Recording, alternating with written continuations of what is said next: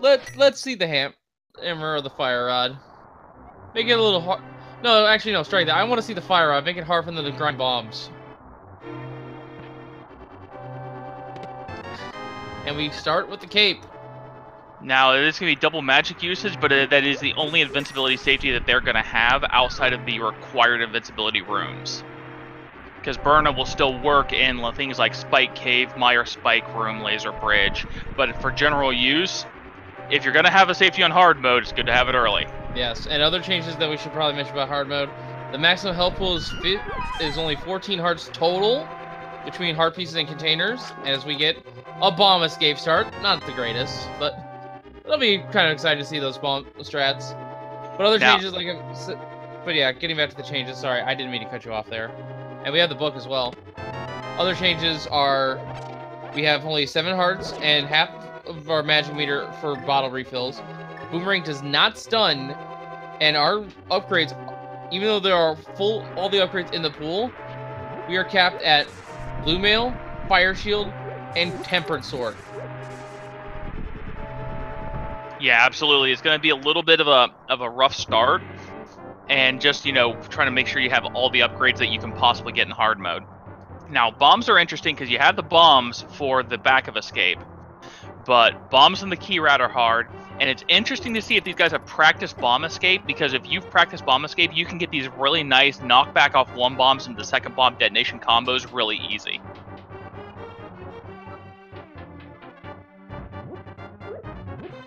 Doesn't like Elminster is fully practiced. Yeah, he's just going with some suicide strats instead. Still pretty solid. Yeah. I usually go with trapping the enemies. It's a little slow, but it's also pretty safe.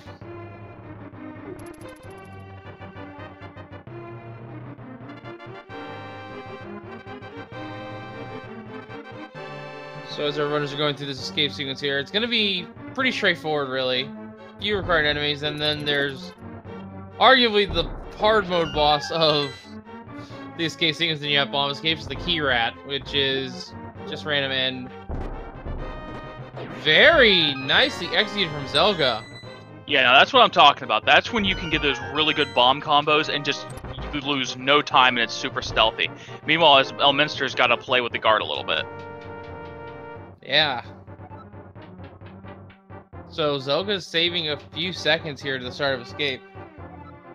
It's not a lot of time, of course, considering we're only 3 minutes in, but it could make a difference come to the end game if the routing is consistent throughout.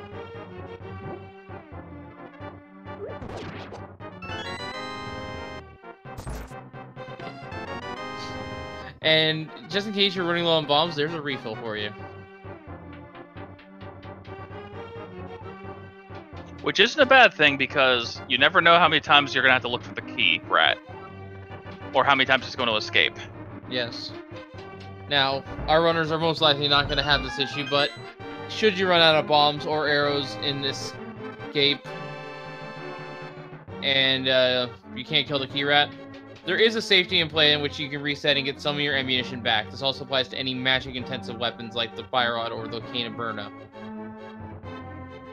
Yeah, there's always a safety in place that you will have a minimum amount of magic or bombs or ammo if you happen to run out.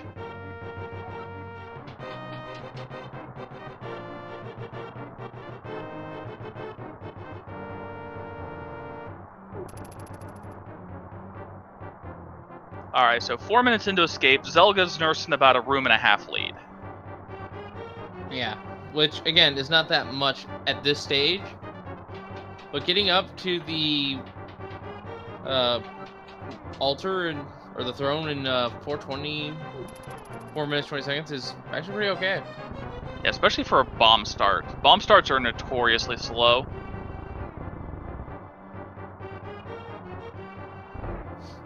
Someone is wondering in chat what the Dark World sprite of Phoenix Wright is, that being the sprite Zelda has chosen. I actually know! I'm not going to tell you because it's hilarious and and I don't want to ruin the surprise. I can probably guess what it is. If it is, it'd be awesome. Meanwhile, Elminster is using, I believe that's the Parallel World sprite.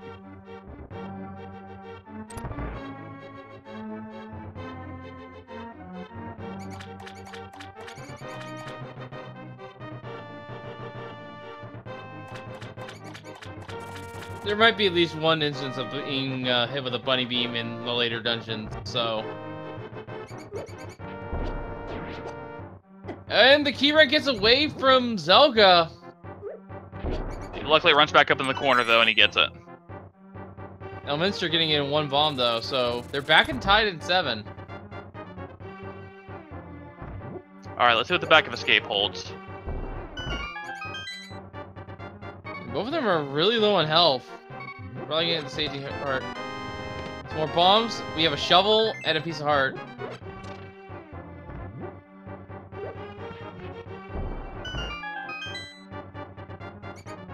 Both runners opting to bomb out the upper door just to skip the rest of these rats. Makes sense to me. And yeah, 6:15 escape, roughly? That's pretty good, considering that we had to use bombs.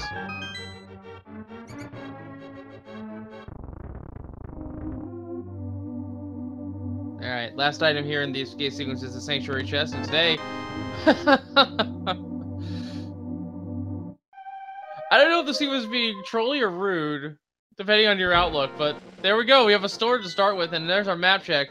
Hera is the green pendant, and I saw at least some crystals in the other 2 dungeons. I didn't quite catch if they were red or not. I know Desert was crystal 4. Yeah, I don't believe so. I think it was crystal 1 over on... No, but it was a blue crystal over on Eastern as well.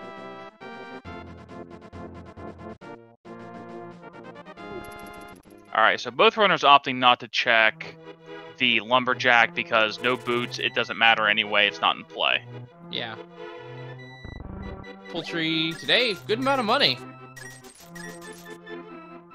That'll secure the merchant. Now, hi Single Arrow, how's it going? Not picking that up yet. So, yeah, but it's good knowledge to have. It's out of the unique item pool. That is true. Because it is the Single Arrow for a reason. Now the question is, does Elm... No, neither one of them are gonna go up to pedestal and check it really early while they're in the area. I can understand that play, but at the same time, you're already here, you might as well. Especially with early book. Yeah, that's a good point. I think I might... The knowledge just offhand is nice to have, but at this early developed point of the seed, I can see if wanting to at least get in here, see what the seed gives you, and see what, you know, what Sphere 1 holds so that you can see what your Sphere 2 is going to look like. That is also fair, yeah. We have the absolute sink up until that point. And we just get, I think that was the Ruby Stash. Yeah, 5. Another piece of heart, and... Well, that boomerang doesn't do much, but it can hit crystal switches, so not waste resources. And then the back of Lion's house is where all the money is. Yeah, so they came out pretty well loaded there, about 430 rupees a piece out of Blind's hut. You can't fight with that. That's going to be a really easy Zora money if they are going to need to go that direction this early. Yeah. First, they'll still need to find a couple more bunches of rupees because they're going to spend 100 here on the merchant in just a little bit.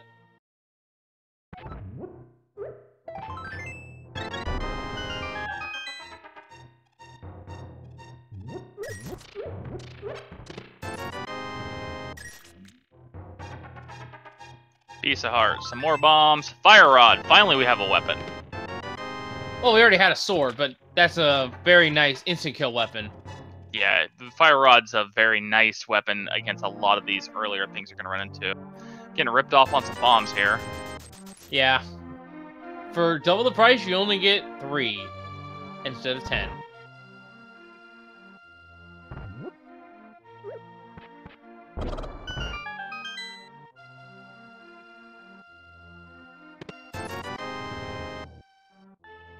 Making me question where all the access is at. We haven't seen any actual accessibility items yet still. Yeah, no accessibility items just yet. Uh-oh. Oh no. That lamp is something our runners did not want to see, I feel. Well, that's 2 or 3 parts complete of that. 3. We have a sword, remember? Yeah, but we're going to need at least... Oh no, that is everything. Oh no. Oh no. Yes. Cape, lamp, sword. We have Agahnim 1 on logic. Sword in the library.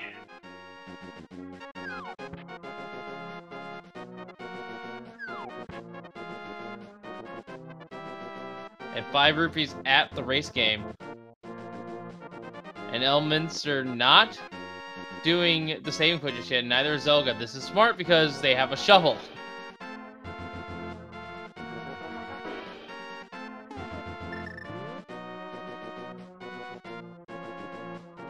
Can check this first and then saving put.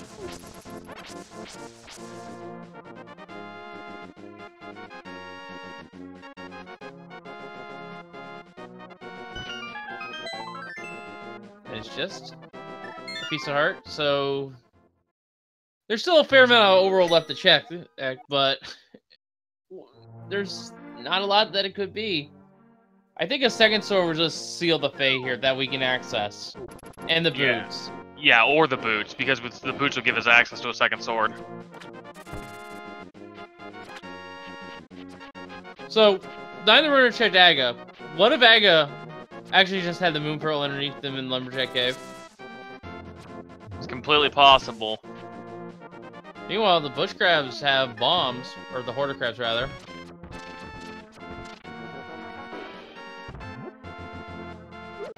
So Zelga's passing up the dam here, going straight to Mini Moldorm, going for the item density.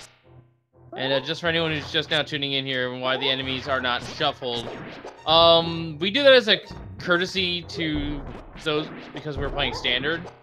Because do you really want to do a force escape sequence in standard with randomized enemies, in which case things can get really nasty really fast?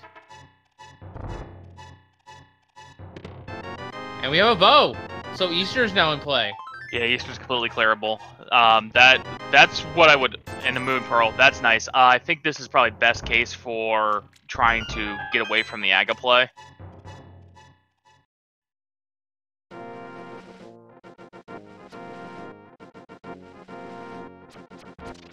Yeah, so this will be a chance for Aga, or removed. Zelga's now going to come over here and check the dam. We'll have to see if Elm continues on to Ice Rod first. So, Zelda, what Zelga's doing here is Zelga's going to make the play over to Desert first. Yeah, check Agahnim as well. Makes perfect sense to me now I'm looking at it. Can't complete Desert just yet without the gloves. But there might be a chance to get a couple items there. Yeah, plus you'll be able to see if it's boot locked. You can see if it's boot locked. You can get the Desert Ledge item if it's good. It's a really nice play. I like it. I don't know about it this early with a fully completable Eastern on the table, but you didn't know Eastern was completable until you'd already kind of committed to this. Yeah, that's true.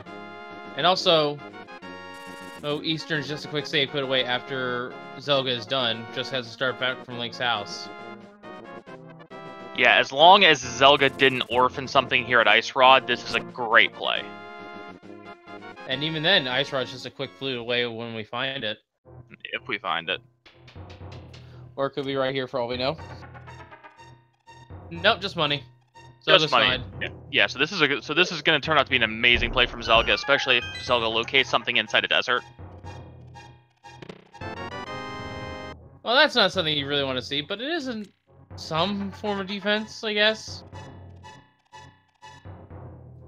Shield's a shield. I mean, people hate shields. The good news, one of the other, side fringe benefits to hard is it's not possible to get the extra lag off the mirror because mirror's out of play. So shields aren't as bad because you can still get fireball, which is the useful one. I can completely agree with you on that. Fire shield is the best shield. And there's that Phoenix Wright book sprite. I love that sprite so much. If it was actually played on a full, he actually does the objection point. It's great. So much detail in that Phoenix Wright sprite. It's amazing. Yeah, again, huge shout out to all of our sprite makers. All the recent sprites that have been added have just amazing animations.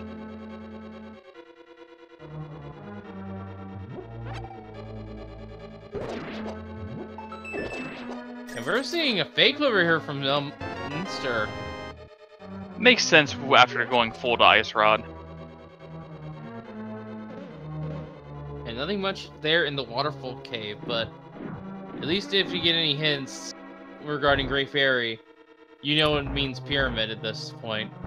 Now, did Elm skip Hobo? It looks like Elm might have skipped Hobo. Looks like it maybe, yeah.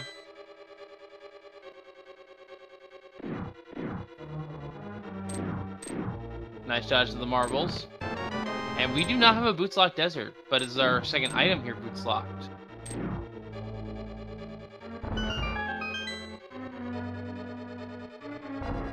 And Zora, what do you got for us today? Just a life lesson. Yeah, I can't do the percent return on the investment math there, sorry. It was 5, it'd be easy, but 20 is a little trickier. Uh-oh. We have the flippers. Alright, so the flippers are boots locked. But we know it's outside of the dungeons and maybe Hobo. The flippers lead to nothing.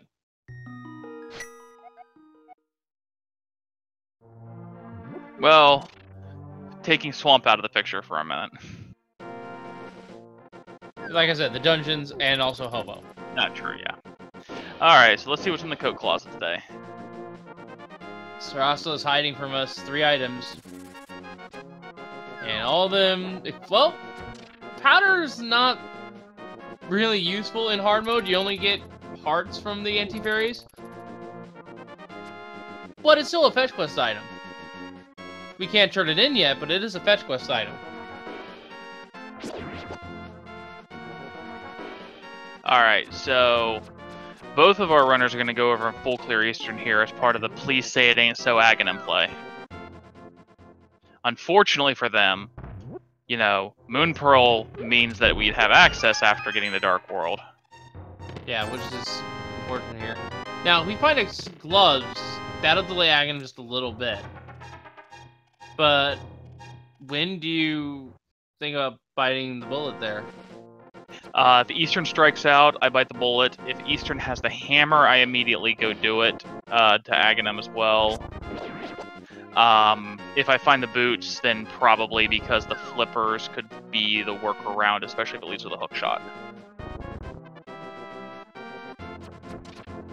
If I see the gloves and the hook shot here in Eastern, I would say no.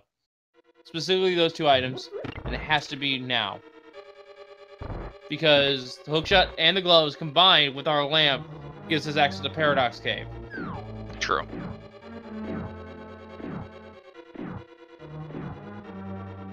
No, I want to see boots, and then I want to see hookshot. So they have to do the very rare workaround of jumping in the water, going north around, and then coming to hookshot over to the other side of the Dark World. Yes, and as a reminder to us folks here, even though all the enemies are normal, the boss at the end of Eastern Palace may not be Argus, Armos Knights, but it could be Argus, could be Trinex, could be Colsdare, could be any of them. So, even though we could full clear the dungeon in the terms of an item progression sense, we might not have what we need to fight the boss. Arrows held by someone friendly. Well, that's a lot of different NPCs. We've only talked to, I think, 3 or 4 of them at this point. Yeah, I don't think that the thief in Mini Moldorm had arrows, so that's probably referring to... There's still about 5 NPCs on the table it could be. Yeah. For all we know, that could be the green pendant turn in. Yeah, green pendant, old man, sick kid, hobo.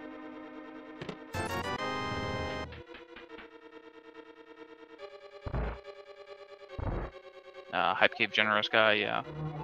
Alright, so Elm's coming through the dark here, but unfortunately they have a super early lamp, so there's not really much dark work.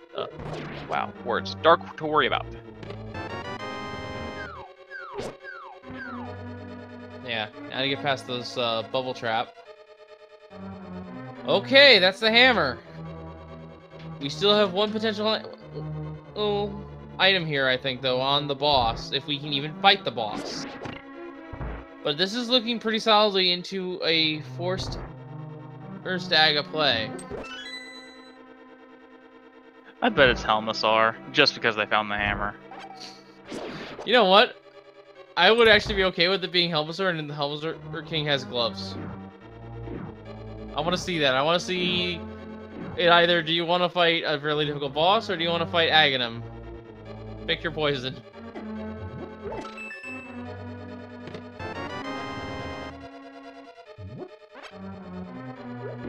Either that or make it inaccessible. I either want it to be something that can kill thanks to the hammer, or I want it to be like Cold Stare or Trinex. Well, it could also just be blind, and that's a free fight, essentially. If they're careful. And today, the Armos Knights are Lammolas. That's a free fight. You don't need anything for them, it just takes a while. Now, I'm not using the Fire Rod, though. Yeah, go with Venom and G-Strats here.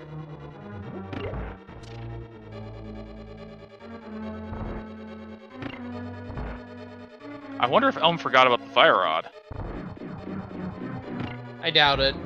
Probably wants to conserve the magic. You're gonna get a free one after you kill the boss. Yeah, I know.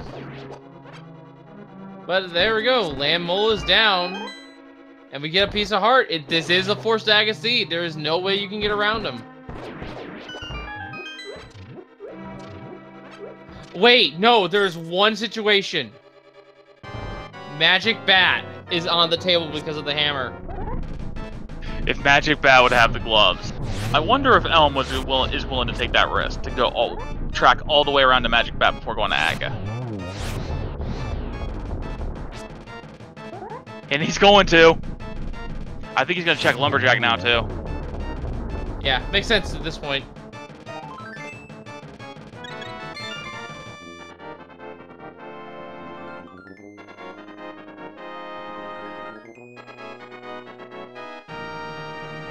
So our first crystal 20 minutes in, but we don't have Dark World access yet.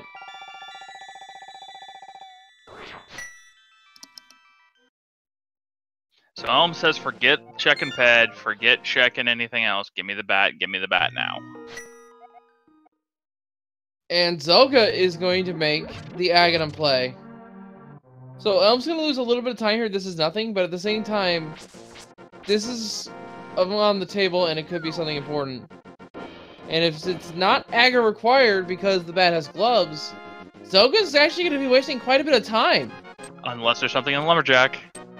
That is also true. Let's see. And we're cursed with. Let's see which play's correct. Who likes reversing their fetch quests? The powder becomes the mushroom. Do you just commit to it at this point, or do you go turn in the mushroom and see this through? Yeah, this is the mushroom play. He's gonna take the portal here via fake clippers.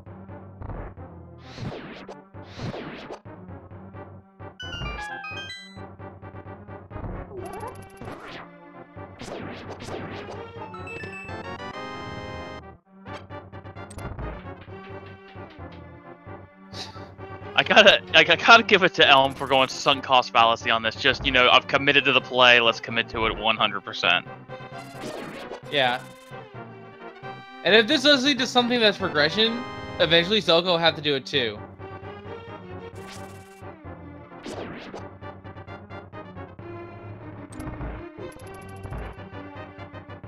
Alright, moment of truth. The mushroom turned into... There's the 10 arrows! That's not a friendly NPC though, I think. In terms of the hint. Still, it's just arrows, and Elm's just now way behind because of that. I mean, defy Aga to the very end. He's gonna go to the desert right now, just to make sure.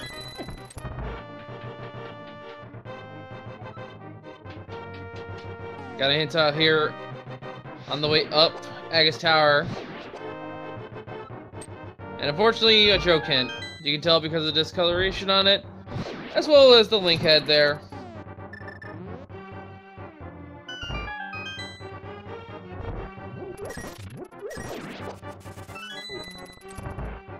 And just a reminder once again to chat here, This is Randomizer, but because it was standard difficulty, the enemy shuffle was turned off. So the only thing that will be shuffled is the bosses. And we've already seen Lamola's at Eastern Palace. We have yet to see what other bosses are available to us. Zelda had a really good tower going and then getting a little bit bodied here. Yeah, Zelda forgot about the boomerang's incapability to stun. And lost a lot of health too because the guard actually damaged Zelda as Zelda was falling down the pit. Yeah. Which is an unfortunate little side effect of playing on the 1.0 Japanese version as a base. So how many of the blue shots are we gonna get from Agahnim? Let's say 6. I'm gonna be a little bit nicer. 3. This is a forced Agahnim because we cannot access the Dark World. There's 1.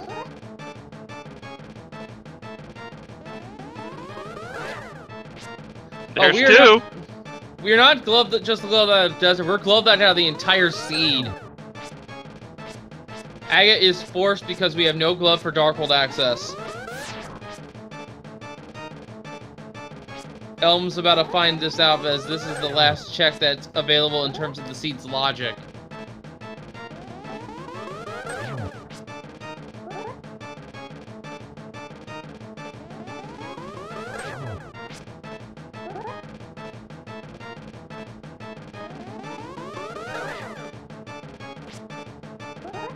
And as a reminder, once again, Zelda was already in Desert. We know the items are a heart container and the flippers on the torch.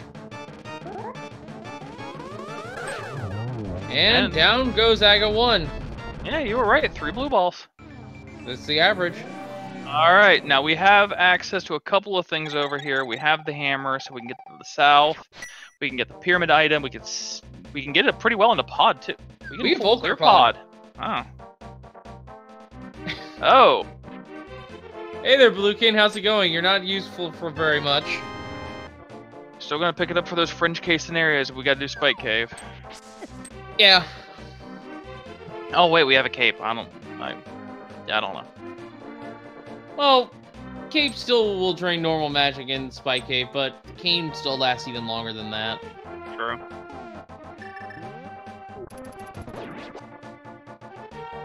So I'm gonna check Hype Cave first. I agree with this.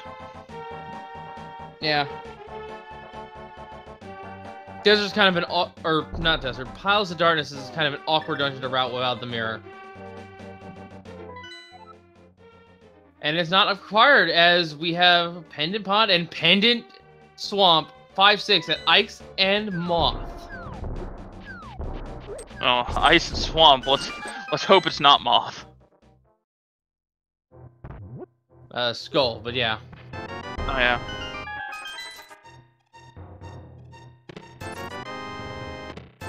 So I don't know if either one of these two can hover, but if they can, this is a nice little advantage to them because they don't have to do the required swamp here. Yeah, that was a terrible Hype Cave. Yeah, that barely even registered on the out of 10 scale there.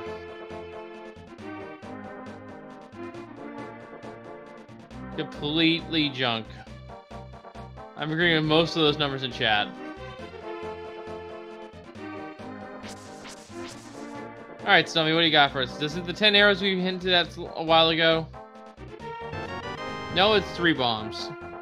Alright, so Zelga's got one more check over here. Can go ahead and check Digging Game.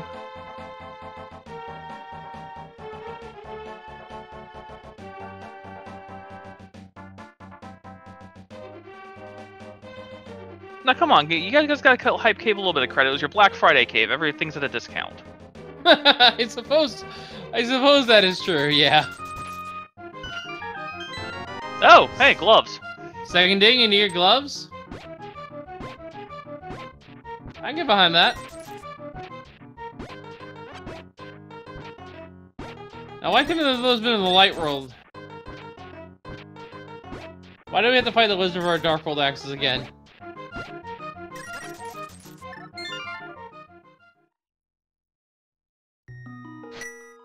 Alright, Elm almost up to the top of Agus Tower here. Zelga with a save quit. Looks like gonna come into the Village of Outcasts first. Makes sense to me. Might even dip over and check Lumberjacks just in case they have to route it in later. Because we know the boots are going to be available at some point because the flippers are on there. And the flippers are going to be required for ice in logic. Yeah, in logic, but as far as our runners are concerned, they could just skip the flippers entirely and just fake flipper to ice. Yeah, you say that, and then they're going to find something in Pendant Swamp. I'm kind of expecting it to be honest as well.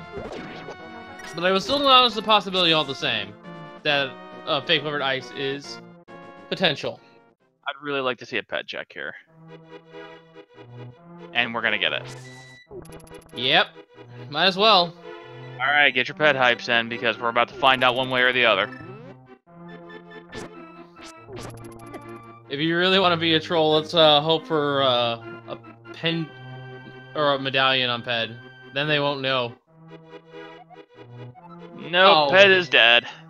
That is super dead. That is only a 1 or a 5 rupee on the pedestal tonight.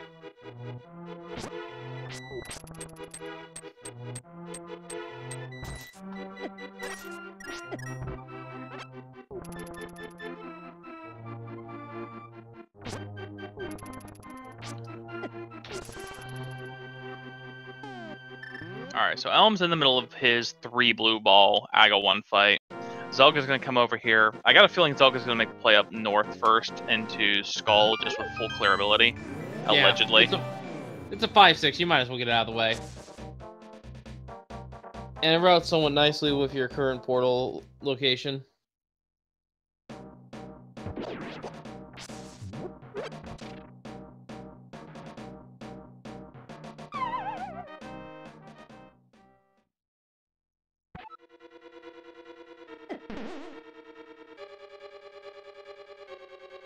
Elm now with the blue cane.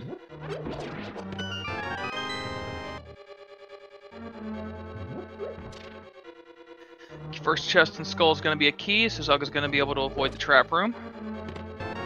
And there's our mids. And someone's asking, what is... It's a 5-6? The 5-6 are referencing to our red crystals here, and those crystals are special in that they are the crystals that are normally at Ice Palace and Misery Mire in the vanilla game. Those crystals specifically are the triggers to unlock the Super Bomb and the Pyramid Fairy items on the pyramid. Yeah, so those are uniquely special because those two together unlock 2 extra items that are normally available very late in vanilla to a location where you, in vanilla, get the silver arrows, as well as the gold sword.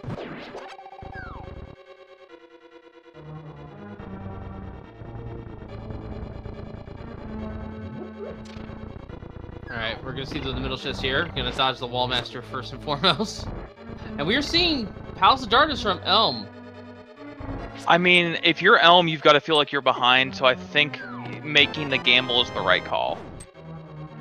Yeah, pod dip, it's a pendant, but at the same time, it could be something important.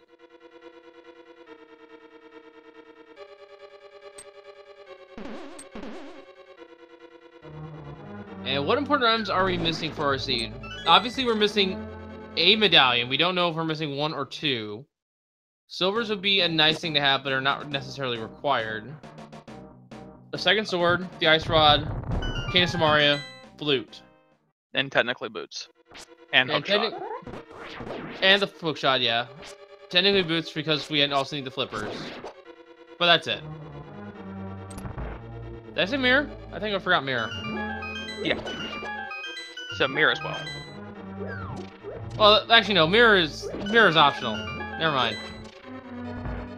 Mirror would be nice to have, but it only unlocks Swamp.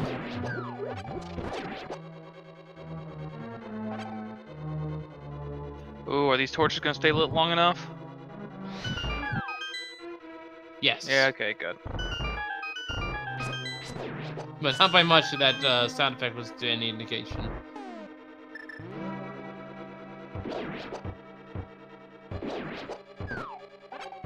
So we are about to see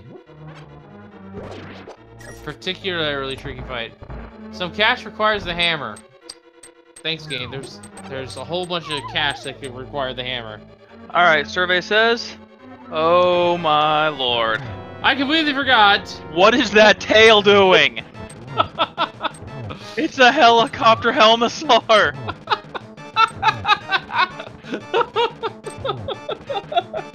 I forgot about the boss shuffle already. It's not actually able to attack because of the tail. Yeah, it's stuck, so at least you're not gonna get fireballed on the spikes.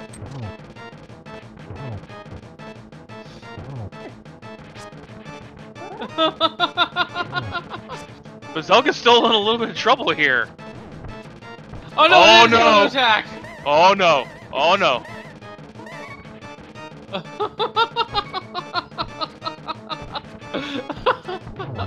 I just. Oh my gosh! Okay. I can calm down now. That was just hilarious. Meanwhile, we've missed Canis Samaria in Pod while we were distracted by the helicopter helmosaur. And we're seeing the hammer jump from Elm. Oh, that's a good start to my day. Wasn't a week before him now.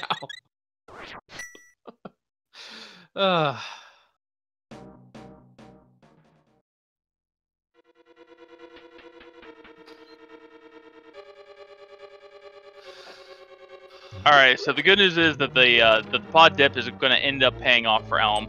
Elm found Canis Samaria, which is 1000% required because of Mire and TR. Yeah, absolutely a good call there. Now, probably not, in my opinion, the best case scenario for Elm here. Best case scenario would have probably been finding something that is required but not required a lot, like a hook shot only. Something Zelda can go digging for, you know, days.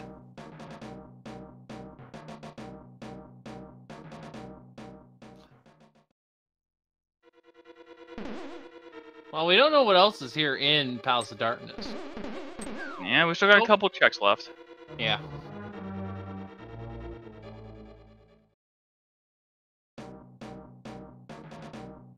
Well, that's 2 required items in here. I looked at... Oh, the flute's in here! That's required. That's definitely required.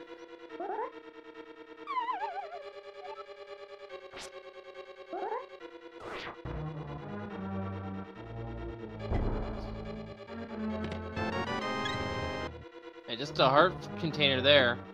And Elm didn't go and fight the boss. He may have been counting items. That's fair. Yeah, I forgot that was still all an appended dungeon.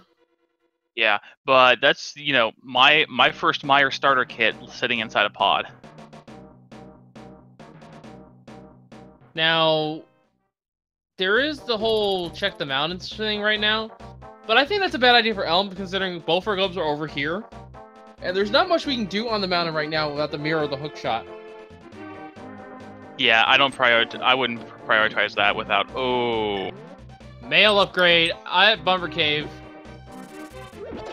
Yeah, Zelga's gonna take it. I don't blame Zelga one bit here. You're still on pretty low hearts. Anything below 10, I would take Blue Mail in a heartbeat. Yeah. Actually, I would take Blue Mail regardless because it was hard mode. Just having extra defense to make up for your safeties is... Or your lack of safeties, rather, is huge.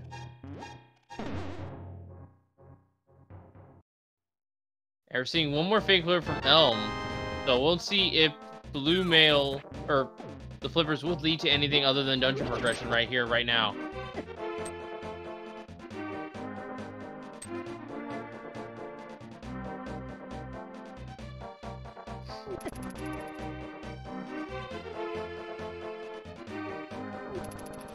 And no, it just leads to more money. Yeah, the hobo secretly loaded.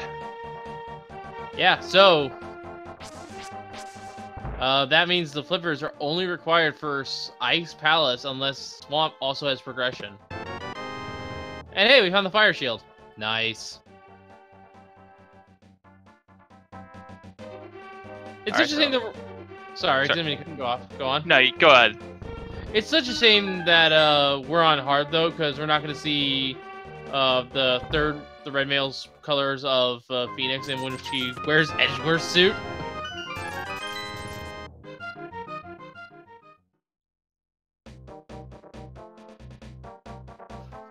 So I'm just going to deliver off the old man here, since it's in logic for him. It's only 2 checks and a hint, but you can never turn down hints.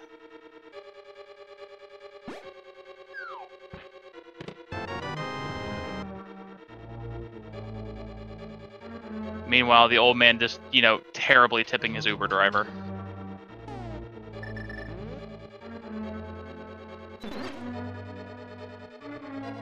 And we're seeing what we got here in Thieves Town.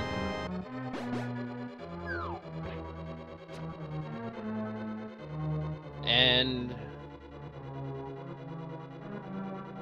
where is Elm going to be going? Elm's going to head south to Hype. Makes sense to me. Oh, hey, we get to see the bunny sprite for Phoenix Wright. There it is. What in the world is that? It's the police mascot that Gumshoe made in the game as we find Quake. It's the Blue Badger. Oh my. And the hookshot's here as well for Zelda in Thieves Town.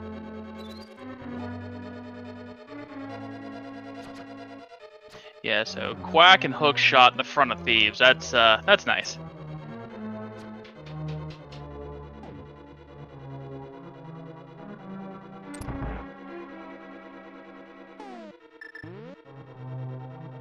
Yeah, the hookshot especially, because that is now our stun item, so we can start checking stun prizes. And more importantly, it gives us access to Paradox Cave now, with what we have. Yeah, it gives us access to Paradox. Hera, if you want to complete it. Now, Hera... oh, look, it's just a Moldorm. It's a one-eyed Moldorm. Aww. For being a one-eyed Moldorm, it sure has a good sense of direction. I like how it was only going the one direction where its eye was. It was as if it was just tunnel visioned on you.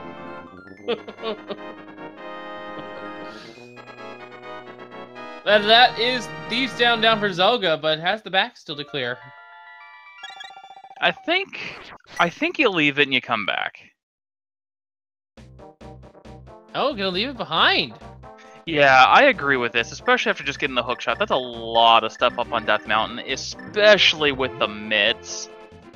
I mean, 7 in Paradox, 4 in Hookshot, 2 in Super Bunny, 2 in Hera. And 2 items left in Thieves Town.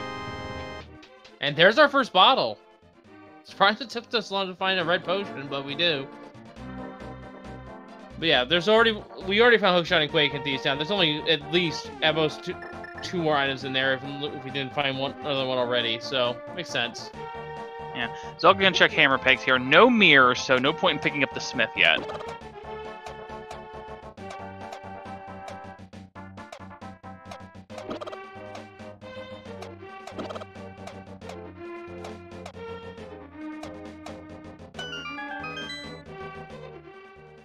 Oh yeah, there's only one item left. Yeah, it makes even more sense then.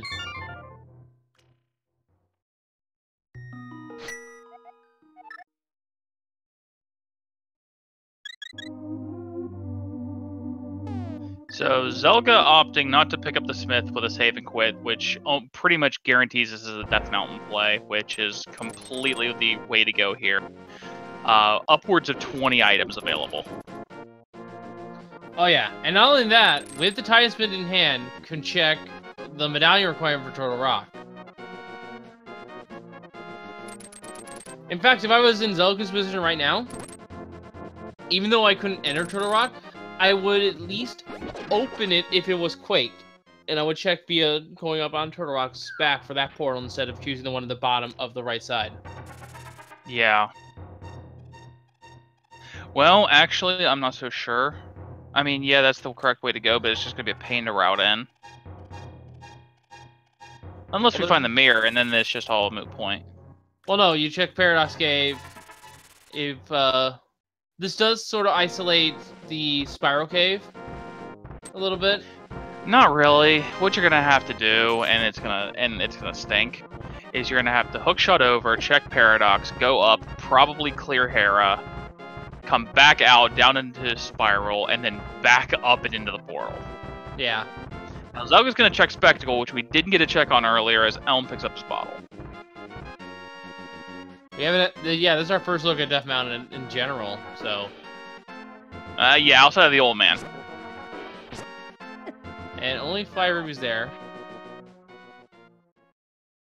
And hopefully Elm goes and checks the Skull Woods. We know that's where the Titansmiths are. And just a heart piece here, but there's also a somewhat valuable hint here, maybe. And we know Graveyard Ledge is useless. Nothing there, of course. Bad hint, just eh. It's just some cash above the post, which means we don't have to check Graveyard Ledge. So that's one less mirror spot that's on the table.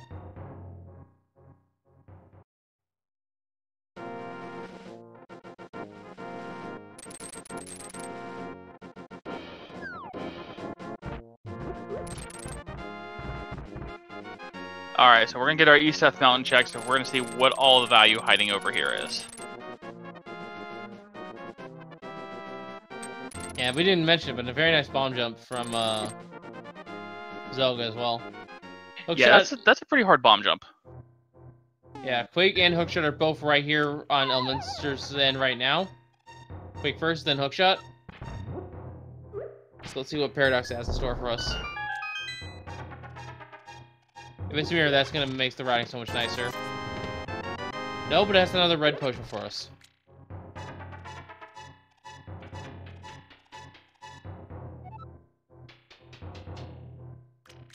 And now for the 5 items here in the main part of Paradox.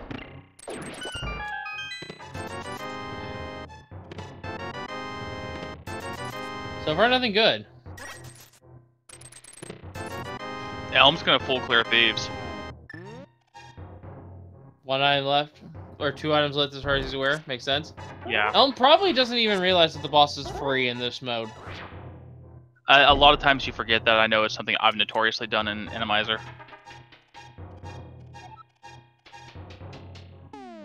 Yeah, so...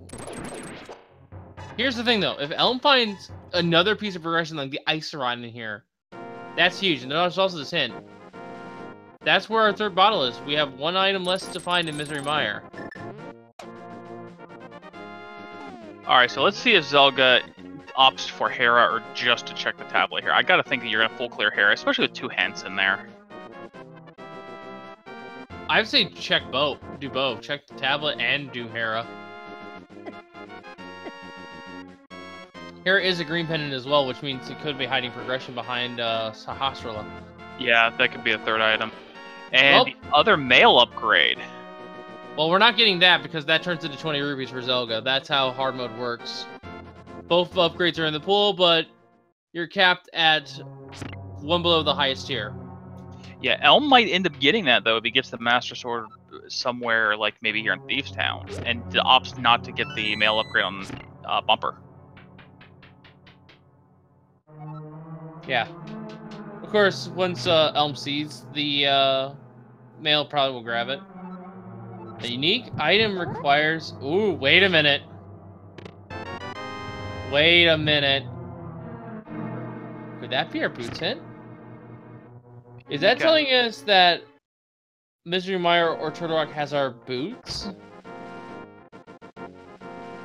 It's saying, yeah, I mean, the only things that are actually going to be Samaria locked here is going to be...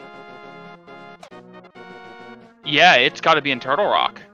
Whatever that unique item is, has got to be pretty much in Turtle Rock or on Vitreous. Because the only way that Cold Stare can be cane locked is if Cold Stare has a small key. Yes. And it wouldn't be on Vitreous per se, but in Misery Mire on the boss. Yeah, whatever the boss in Vitreous' spot is, my bad. Yeah. Randomizer, it messes with you sometimes. So Zelda pieced out of... I don't know, did Zelda find any items in Hera? There's a Bombos. Zelda noped out of Hera, looks like. Didn't even bother going upstairs. Finds Bombos, though, so we have 2 medallions.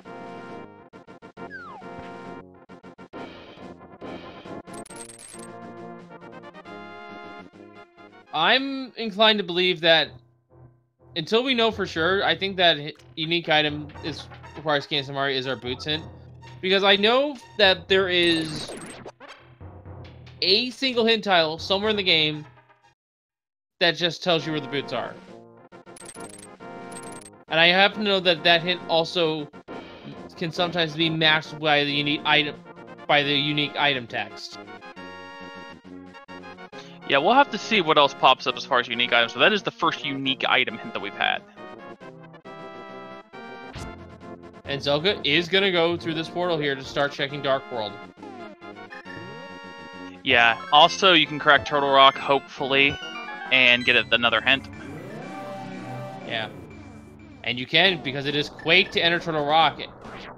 But Zelda cannot go that deep in because the cane is in Palace of Darkness. Yeah, if that indeed was the boots hint, then that could be huge for Elm.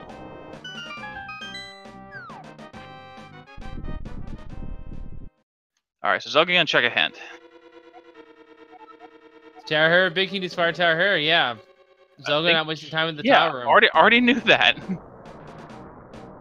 It's a shame that we won't see the tower room, though, because I do know that that's one of the things we have is the tile shuffle. You just get random tile room patterns.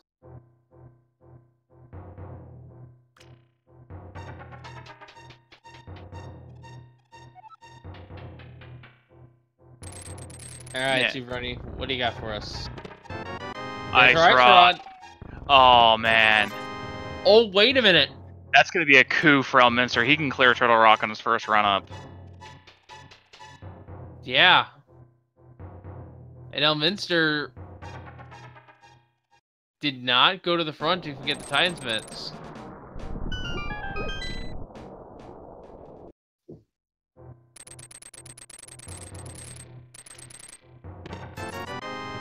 If he didn't, he's going to definitely get it after the back. He's probably just going to come do the back first because he knows he has to kill the boss. Yeah, but the Ice Rod is good for Zelda because if Zelda runs into any Trinexes in the other dungeons, they're well equipped for it. Yep. Again, keep forgetting this is... Oh, Elm. Elm getting grabbed by the Wallmaster. Was it right out of the pit? No, he got bounced back into it by the mini Helma. That happens. And this looks to be a Spike Cave play from Zelda, getting a fairy before the dive.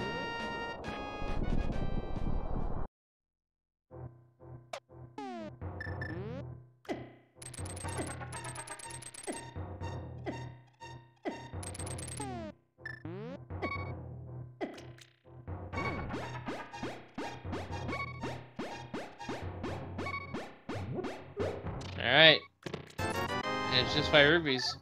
Yeah, Zelga's running out of options here. It looks like it will be pod for Zelga here in the near future. Yeah, Zelga's almost out of options. There's nothing else you can really do. Whereas Elm really needs to get the Titan Smiths and start making headway on the mountain, especially going into Turtle Rock. Because at this point, that's most likely where our boots are. So we can get the flippers so we can be in go mode. Potentially. We still don't know what Misery Meyer's pendant is. Or medallion, rather.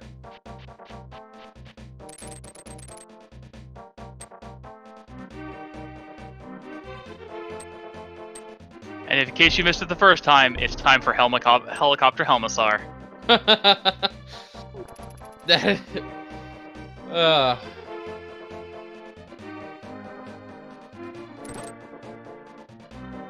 So, basically from what we gathered, the tail is bugged and won't actually attack you, but Elminster King can still shoot the fireballs every now and then.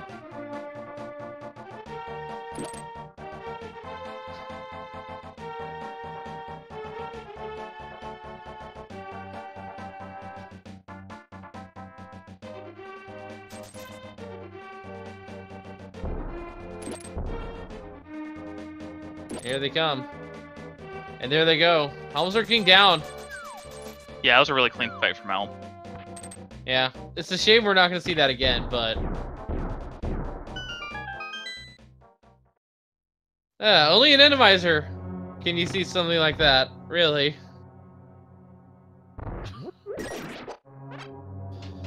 Zelga's now entering Palace of Darkness. This is where the King of Samaria and the flute is. But yeah, we're really just the boots away from knowing where everything is in the sea that we care about. Yeah, we just need to know exactly what the medallion is required for Mire, and then... Find the boots. Yeah, and then find the boots. Because we know where the flippers are, and we know where a sword upgrade is. It's on the library. Ideally, we would like... Sorry, go ahead. No, go ahead. Ideally, we would want a second sword upgrade so we have Tempered Sword, but... If we have to do Master Sword... Oh, actually, we might want to find those silver arrows if it's Master Silverless. Oof. I mean, technically... Unless we have to go into Swamp, we could probably bypass the boots.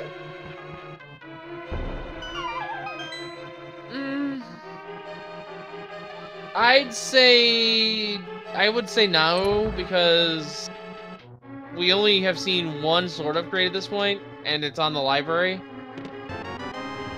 Yeah, but there's a lot of items in TR and a lot of items in Ganon Tower. I mean, a lot of people I've talked to said if you're on Fighter Sword, you go ahead and just risk going into GT and probably finding a sword upgrade in there. I suppose so, but if we run into the boots, I'd say go get the sword, Master Sword that we know of. Fair.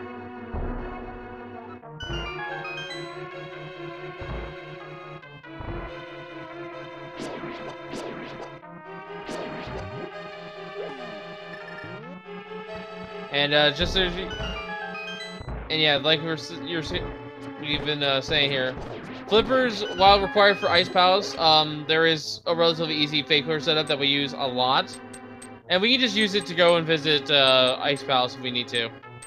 Yeah, and sure enough, Elm's gonna pass up that male upgrade. I can't help but think he's quitting to the mountain now. And I'm wrong. Oh no, there we go. He might be floating away.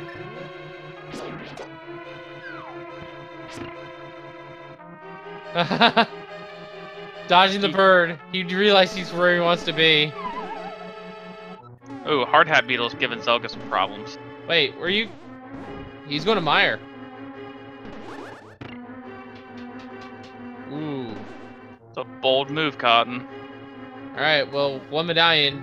Is it double Quake for our medallion requirements here on Randomizer? No, it's Bombos. It requires Bombos, and we know where that is, so we are effectively in a no-mode scenario, minus the boots and minus the silver arrows. Those for to get out of the Master Silverless fight. Yeah, we know enough where we could technically complete the game. Yes. Short of nothing really, unless there's something in Swamp. Yeah. Yes, Bombos is going to be inside a spiral cave.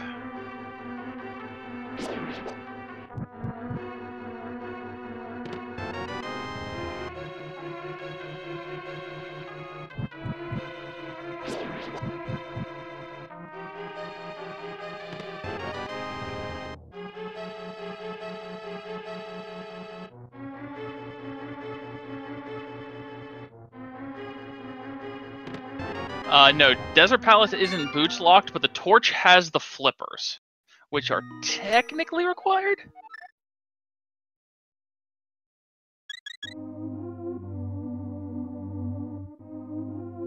Also, I don't think anybody's checked Sick Kid. But Zelga's gonna have the best chance to on the flute activation here.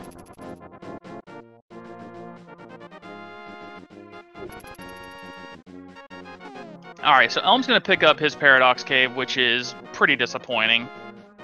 Zelga's going to go activate Flute, probably check Sick Kid. We'll have to see what Zelga decides on from there. I wouldn't be surprised to see the Mire play.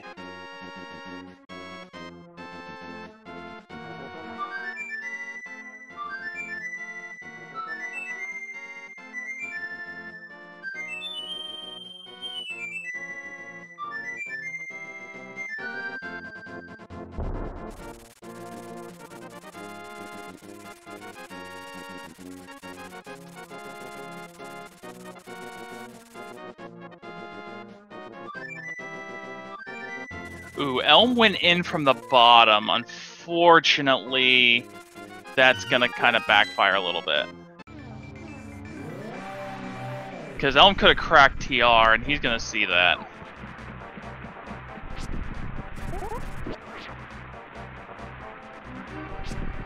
Yeah, Elm's also now gonna miss Bombos. Let's hope he remembers it, and he's just... Yeah, Elm's got some issues on this grouting up here, but it should play out. He may have to do a save quit and then just come right back in to East F.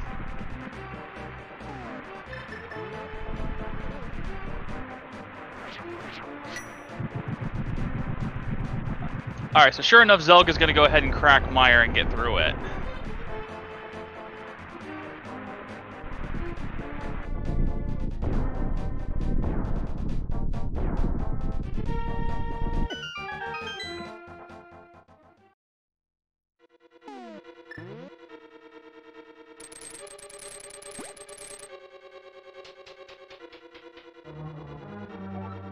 Alright, Elm with his disappointing hookshot cave, Zelda coming into the first room, and Mire here. Elm's about to find out the good/bad news that it is indeed Quake to get into Turtle Rock, and he could have got in there.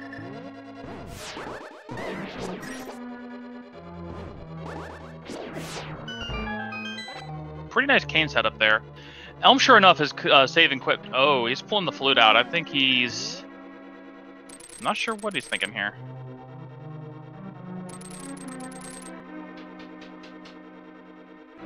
Elm is gonna fake flipper into ice.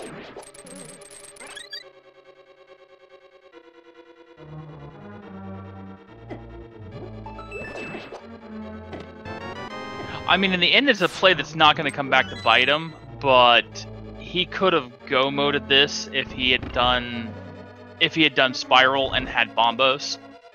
But there's 3 hints in here, which is probably part of his thinking. Cash requires the hammer, not that good.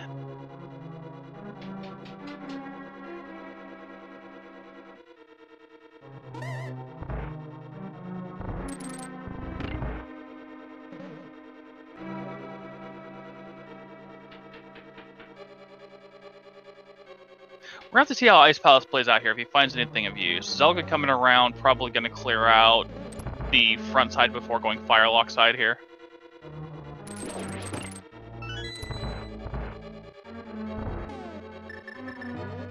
Answering a couple questions in chat. Yes, this is Randomizer, but it's standard, meaning only the bosses are shuffled.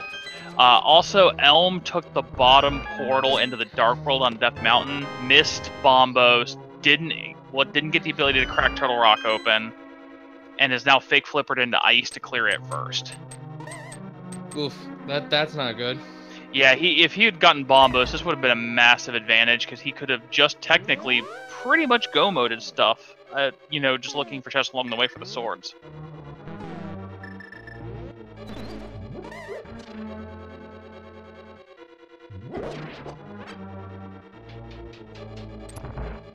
But now instead we have Zelda going through Mire here. We're about to fight the boss. Zelga's go-moding. Or close to go-moding. You know, looking at adjacent chests, but... Yeah, Zelda just wants to get through this. Yeah.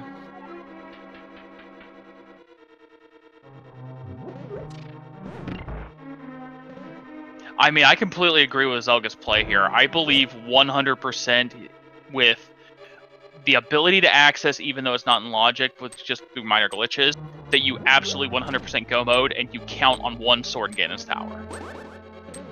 Yeah, and there's also the fact that with the hint that we got that his unique item requires the Cadence of Maria, that unique item maybe the boots, because there's usually boots hint. It's strongly possible at this point. I mean, we're down to 1, 2, 3, 4 unique items that we 5. No, 6. There's a lot. Never mind. That's still pretty good odds. Yeah, the unique. Well, all the junk unique items are at the pool. The 100 rupees, the single arrow, the 10 bombs, because we started with bombs here on this escape seed. I don't know if the 100 rupees counts as unique though. I don't know either, but it is a one-off.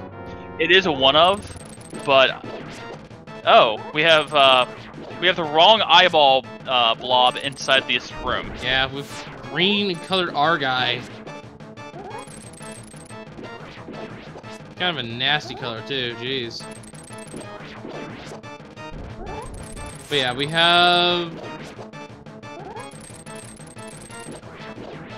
Zelda with some solid fighter spin strats here, though. Holy crap. Yeah, we have net, we have silvers, we have the boots. We have ether, and we have mirror. And the red boomerang. Is that part of the unique item pool? I forget. Yeah, each of the two boomerangs is part of the unique item pool. I know the gloves are. I wasn't sure about the boomerangs.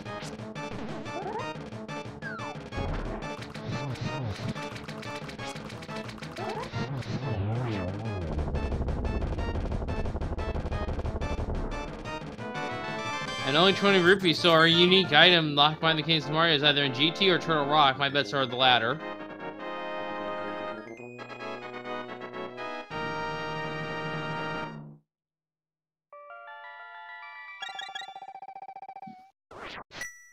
Alright, that's gonna be a 4th crystal for Zelda.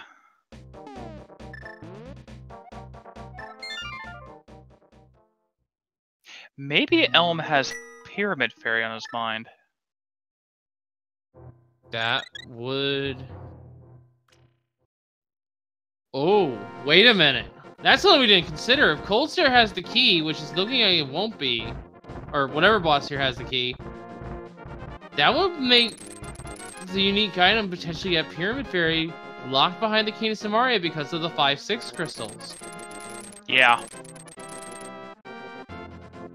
That's clever, that's the case. I don't think there's the... I still say it's Turtle Rock, but that would be clever if it was Pyramid Fairy that hit was alluding to. Alright, so Zelga's heading up. We're doing Turtle Rock right now. Yeah, this is Turtle Rock.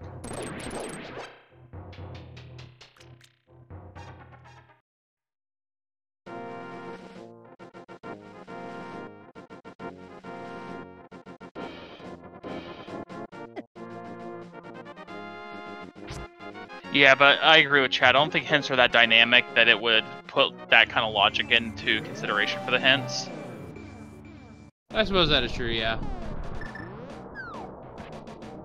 It'd be amazing otherwise, but yeah, I can understand that.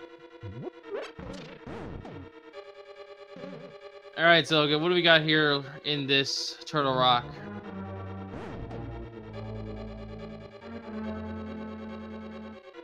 And unfortunately, we cannot have a Boots on Torch scenario because...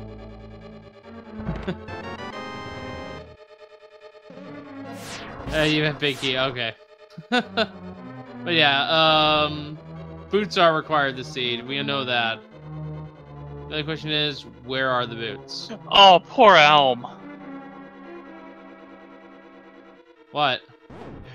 Elm didn't have enough magic to crack what may or may not be Cold Stare, but he's not thinking about that. He went back out of room, got a full magic refill, and picked it up before putting the Samaria block down.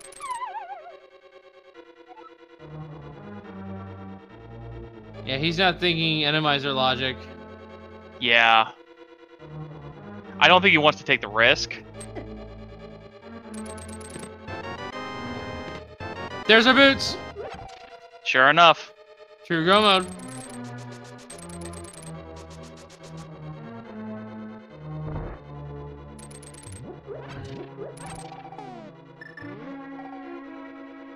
Yeah, standard Randomizer is definitely messing with Elm's head a little bit.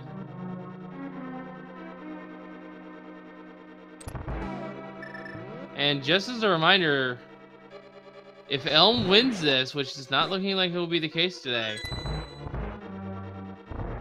Elm would have been locked in 100% for the bracket stage.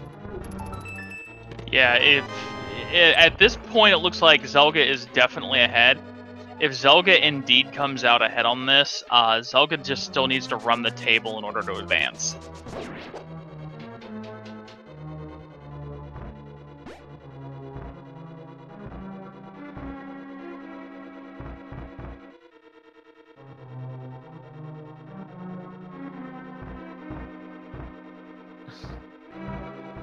Elm's just trying to farm magic here.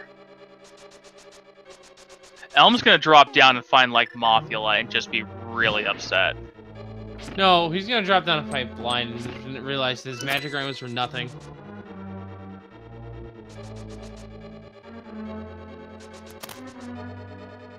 Oh, we got it. All right, let's see what. Let's see if he feels really silly or if that was actually vindicated here. The boss of Ice Palace today here on the Randomizer Seed is the Armos Knights. He did not need that magic. He was perfectly fine. Yeah, but I kind of see where he's coming from. There's two bosses that he would have needed full magic for. Yeah. Playing it safe, I can understand that completely.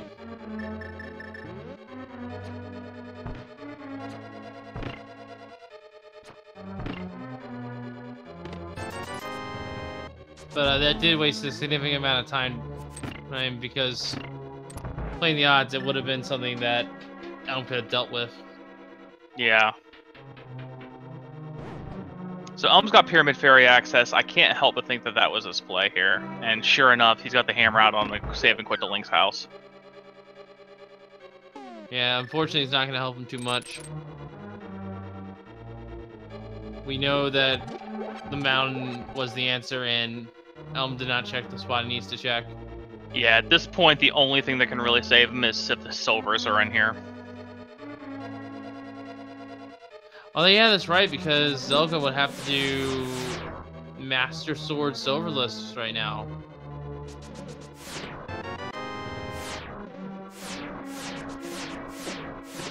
Yeah, silvers would be the best thing to find. And our last chest is going to be a key. Yep. Nice dash there. Yeah, good laser skips.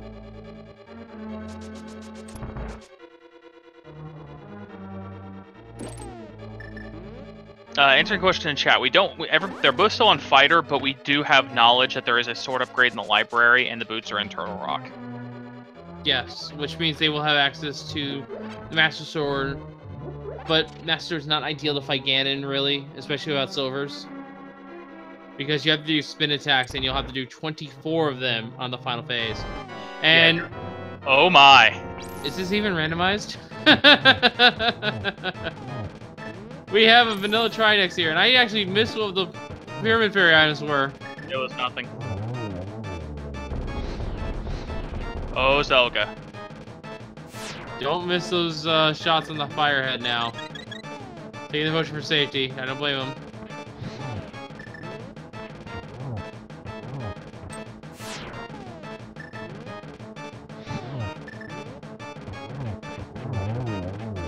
Elm is hitting up.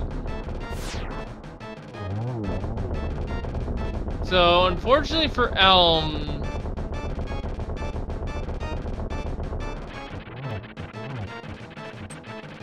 not coming out here with Bombos is going to isolate Mire and Desert and require another climb up the mountain as a result.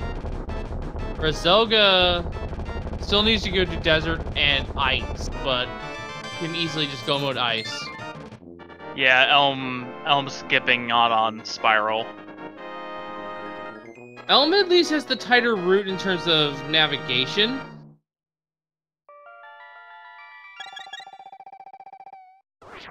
Oh, yeah. Wait a minute. If Elm skips Spiral... Oh, no. He's he can't get in the mire. And he's not going to find it in here either, or the mirror. That's problematic for him. That's severely problematic for him. Yeah, at this point, Zelga's in go mode. Zelga's just going to look like pick up some potions before Ice Palace in case. Makes sense to me. Make sure you have some magic. And those potions aren't as potent as they are normally. With the maximum health that you can have, they essentially heal you for half of your maximum. So 7 hearts and half your magic meter.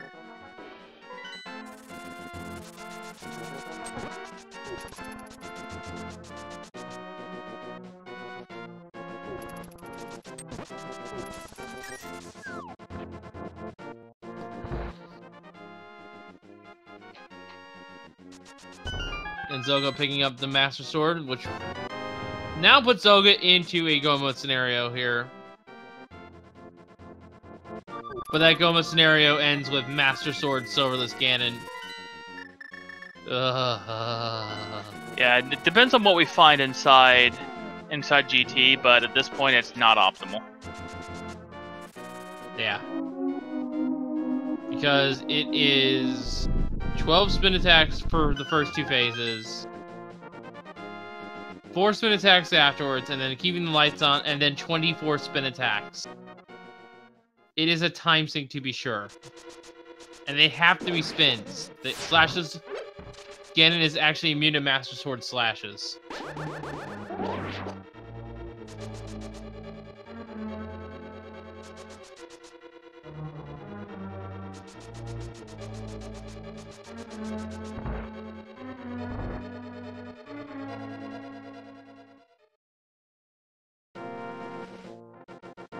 And Zelda's just racing through the sea now, going straight to the Land Molas, or what would be the Land Molas, because we are, of course, on standard mode Randomizer.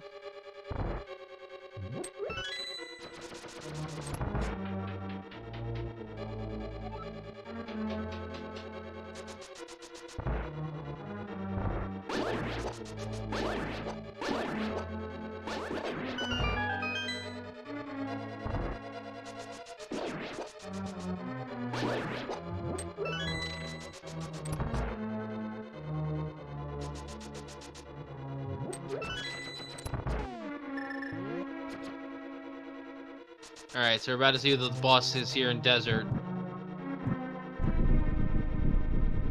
What do you want to see, Demon? I haven't seen a cold stare yet. Let's see his cold stare. Something cold in the desert? Yeah. I can believe it.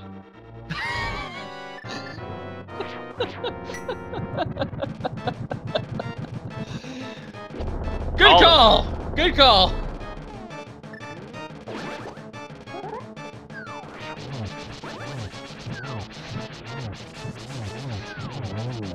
Nice fire on usage there. Yeah, this is a super solid cold stare fight. That was great from Zelda.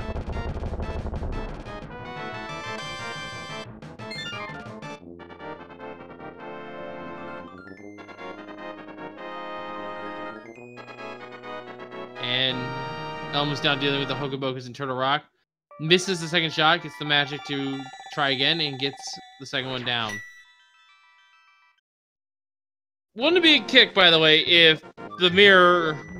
No, never mind. The mirror can't be a Mimic Cave. I'm thinking way too far ahead. Or maybe inverted. Take your pick. Yeah. So Zelga's on the last dungeon here, and is going to be able to just go mode ice. Yep. Last dungeon. And didn't even bother getting the flippers. So yeah, this is... Or did they get the flippers? No, he didn't go back in. He didn't pick them up. Yeah, makes sense. So this will be Zelga's race to lose, I feel. Especially because Elminster takes it to death. Oh no!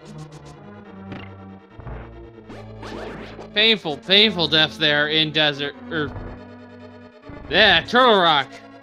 It wasn't terrible, though, because he just come in that door. Yeah.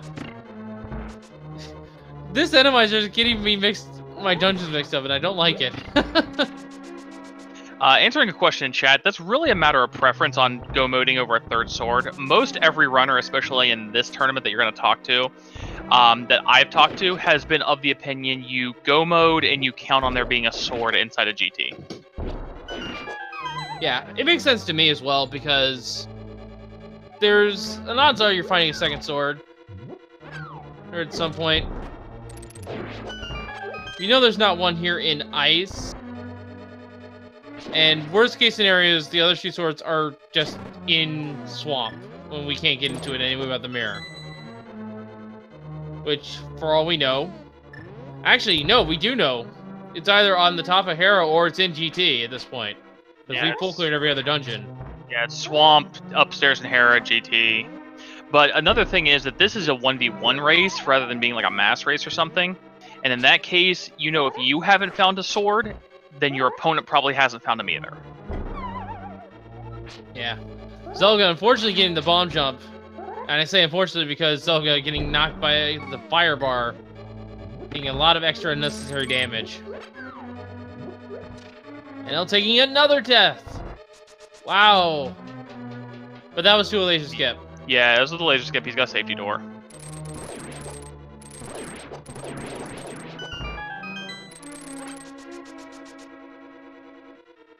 Guess the key is going to check the remaining chests here just to make sure.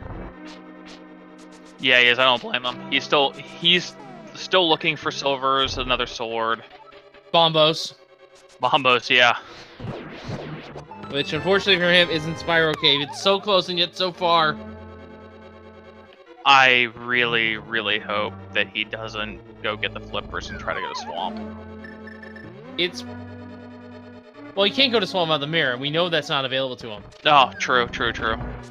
Or he could go deeper into Hera, but that would... Before doing Hera, he'd do Spiral.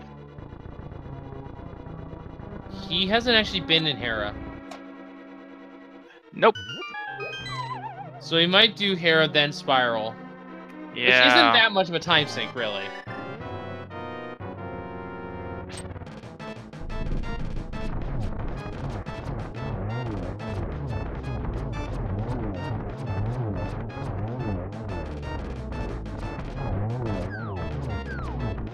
And that is the last boss, and the 7 crystals. So you know what that means, Demon? I think it's time to play a little game. You want to go ahead and get started? Yep. And I'll go ahead and explain it too. So folks, we have all 7 crystals, so it's time to play the big key guessing game that we all know and love. 22 chests in Ganon's Tower, but only one of them contains the Ganon's Tower big key we need to ascend and fight Agahnim 2. Give us a number in chat and tell us which number chest you think the big key will be in. And if you're a sub or supporter to any of the speed gaming channels, be it through 250 bits or more, or a subscription to the channels, you're eligible to be caught by or bought and put on a leaderboard. And that's what the game and chat here is for. So, Demon, with that all said and done, where do you think it's going to be? I always go 14, which is usually either Bob or Randa room, depending on your strategy. All right. I'm going to say... The Seed's throwing a couple of curveballs at us, but... You know what? I'm going to go just 20. And I'm not doing that because I want to be evil to the runners. I want them to find that sword first.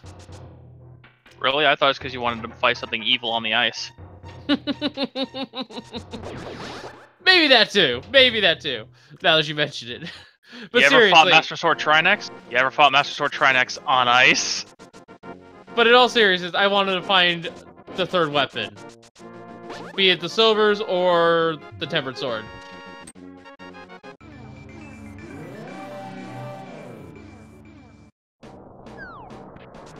Alright, Elm's coming into Spike Cave. I believe this is a full heart he's gonna find here.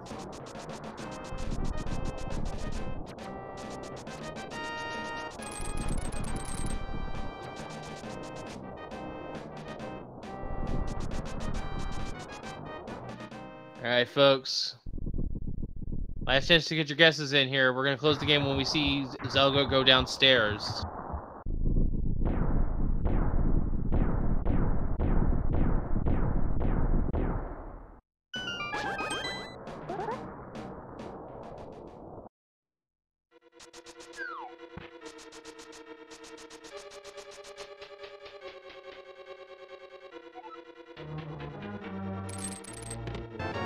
Chest 1 is the small key. Chest 2 is 5 rupees. Zelda's going back up the stairs, probably going to the left side first. Little interesting considering you had the cane and a key, but it's not bad. Yeah. 10 arrows on the torch. And someone asking in chat, how do you do Spike Cave? In terms of Spike Cave specifically, the restrictions on the safety removals, the cane not giving you invincibility, cave draining double magic, those are removed specifically for Spike Cave, just to make it so that the chest is available to you. Yeah, there's a couple of rooms. Spike Cave, the Spike Room inside of Mire, a laser bridge.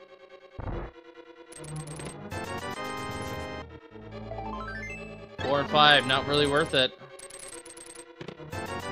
6 is another big pile of money. 7 is a small key. You can say it wasn't worth it, but that was another heart container, and Zelga's still only on 9 this late in the game. Yeah. Elm is going to be going into Tower of Hera.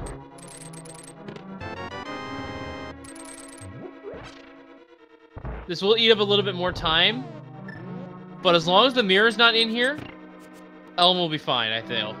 Elm will pretty much be forced into the,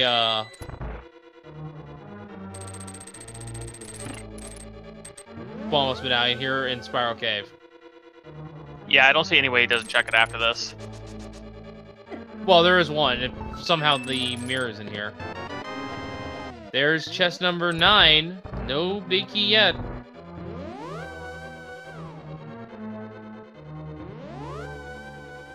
$10, $11, $12, $13. Coming up here for zelgadissan. And we got an interesting little layout here. Oh, it's a key. That's nice. Yeah.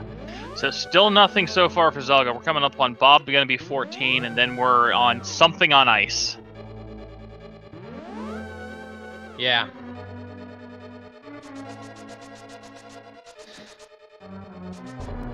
You know what? I just want this because of the hilarity factor. Can we have cold stare on ice? And I actually do mean cold stare. I'm not getting my bosses mixed up like I usually do. Well, we're about to find out. Here we go. We have Viddy on ice.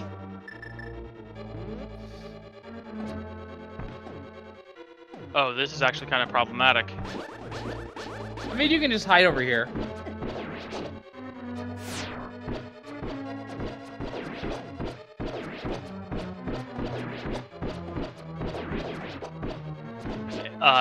Arrows, oh no. Yeah, he's running out of arrows there. Gonna drink a potion for safety. I probably would have caped first, but I can understand that.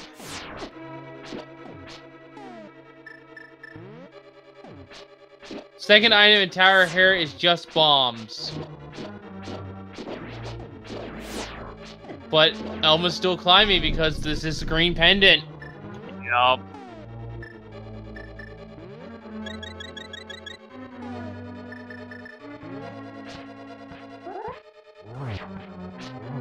Zelda taking that second pot. And, of course, it's Helmsar King at Hera. This game loves to put Helmsar King in front of that hole.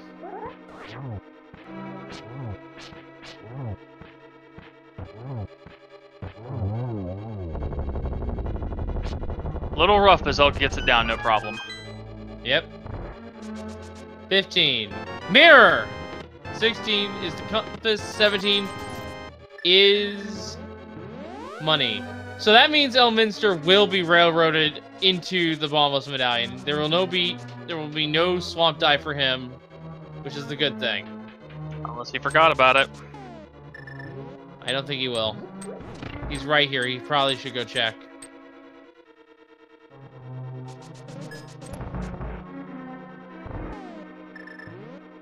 And I'm actually going to give my wish of 20 here. Unless it's in tile room. I wasn't trying to be a troll, I swear. I just wanted them to find a sword. Looks like GT doesn't have any swords for us today. Which is strange. Well, it could be upstairs. So Elm gets the pendant, flutes out to 5. Oh, no. He did not check Bombos. Nope. Well, he's going to be railroaded eventually. 19, or 18, 19, 20. Tile room! It's gonna be tiles. Alright, well, At least I kind of got my wish. Elm Flute's to 3. Elm Flute's back to 5.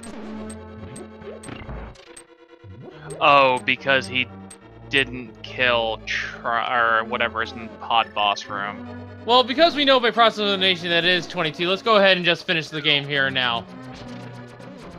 And congratulations to Naughty Zoot for guessing 19, the closest guess server supporter to guess this correctly. Let's go ahead and save your results here as the tiles fly, and we get the key shape again. And that is a lot of names on that list. Yeah, so Elm's gonna go ahead and check King's Tomb now he's got boots. Well, we know that won't lead to anything. Or maybe it does! There's the third sword! Now remember, this is... If this ends up being Master Sword Silverless on Blue Mail and 9 hearts, nothing's over yet. That is a rough fight for anyone. Maybe the boots were locking... Wait a minute, the boots were locking 2 swords. If this is... the silvers... And oh my god! Oh my goodness, the boots were locking everything you needed to fight Ganon! If Elm makes his way and can find his way back to Bombos, especially if he thinks he's behind and makes a tile gamble, it's not quite over, but Zelda needs to have a lot of problems on Ganon.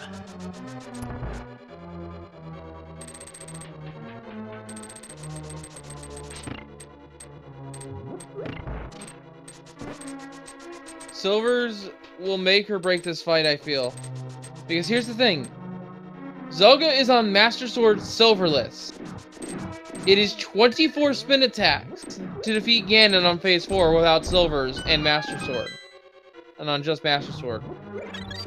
That is easily 3 minutes worth of fight right there.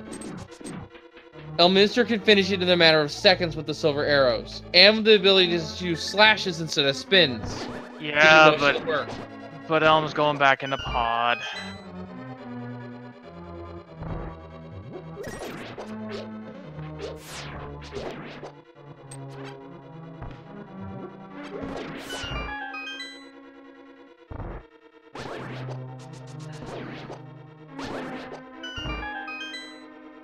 Yeah, this is the gauntlet now.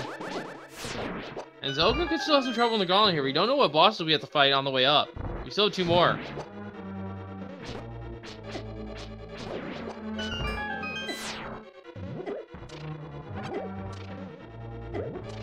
And Zelda gonna finish up their magic. Good call considering this might be a cold stare. Oh no, it's Argus, and... well, this is a free fight, basically.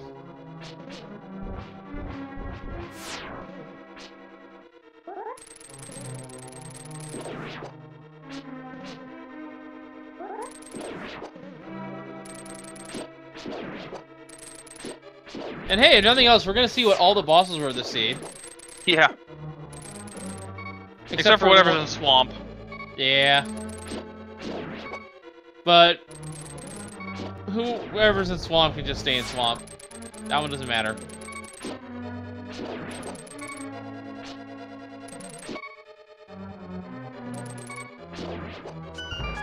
And the door just opens.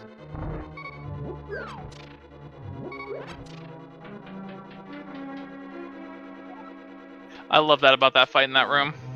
Yeah. I had a mistaken with Trinex the other day, actually. I thought Trinex was the one that did that as well. No, if you kill Trinex, his shell just shows up in the next room, Lava style. Yeah, that's what I was thinking.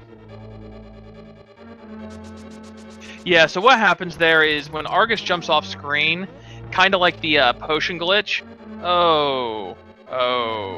It's a cold stare, and he's just barely... He can't break it.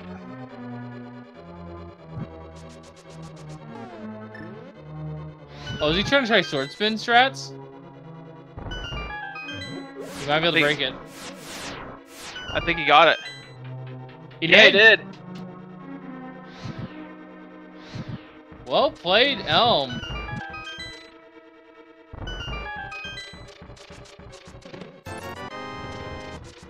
₹5. There's the Ether Medallion. Zelda is frantically looking for the sword here. We know where 2 of the 3 swords are.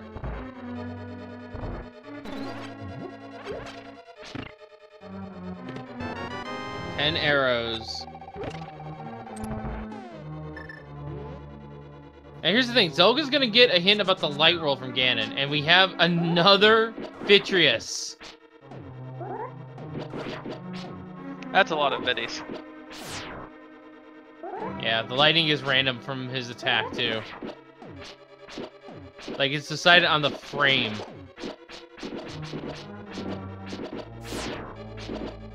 Whether or not it changes direction.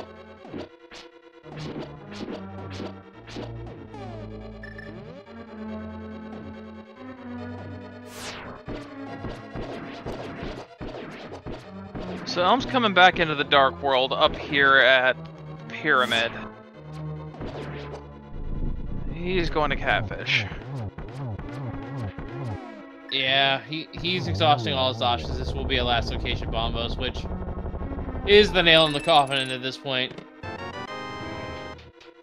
But there's not a sword in GT at all.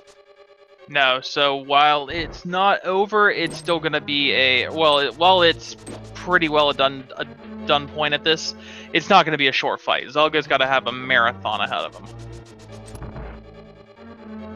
And Elminster is looking for Bombos, just as a reminder, folks. It is in Spiral Cave.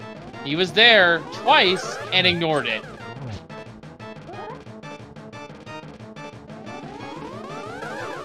And here's the Catfish. Catfish is going to give him... Oh, hey, there's those 10 arrows on someone friendly. Yep. So what this entire race has ended up coming down to is the first time routing through Death Mountain. Zelda did it correctly, had to go up like 3 times, but ended up getting everything in one pass, whereas Elm took the Dark World portal at the bottom and missed out on Spiral, first time check of Hera, all of that. Yeah. And now with Agahnim down, it is now time to fight the pig. And this is not an easy fight for Zelgadissan. I would be really surprised if Zelda doesn't mirror here and flute the 2. Yeah, there's gonna be some potion purchasing here. But while that's happening, it gives me a perfect chance to explain the fight for you guys. So, Master Sword Silverless Ganon is the hardest fight you can do against the pig. It is 12 spin attacks per phase for the first 2 phases, the Trident phase and then the Fire Bat phase. After you can get past those, you have to do 4 more spin attacks as Ganon stops teleporting. Those teleports are seeded, thankfully, and then he will ground pound the floor each time. That is phase 3. Phase 4 is the darkness technique. You have to keep the torches lit, and then comes the Silverless strats. You have to hit Ganon as he begins to teleport. And with Master Sword only, that is a total of 24 spin attacks you must connect. And without half magic at your disposal, you have to either be using your lamp or be on point with your fire rod and your timing with the spins. That's a really nice place for Ganon. That's got 6 spins so far.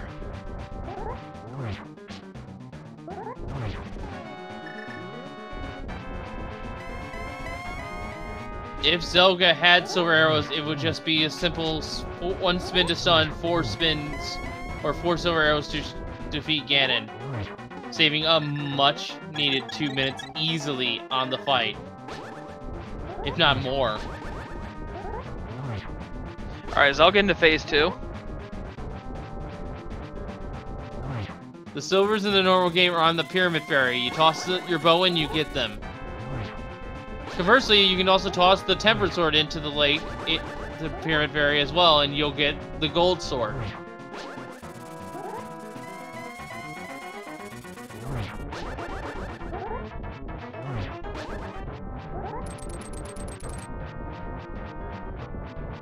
And Elminster is doing the Smith chain.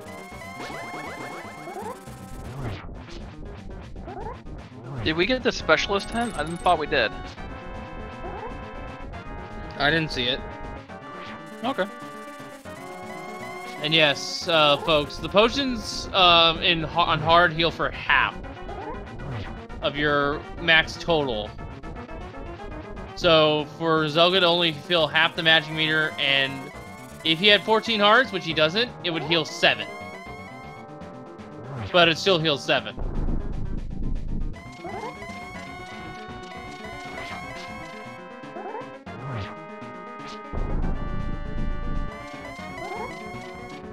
And the blue mail that Zelda's wearing is from Bumper Cave. The other one is at Ether Tablet.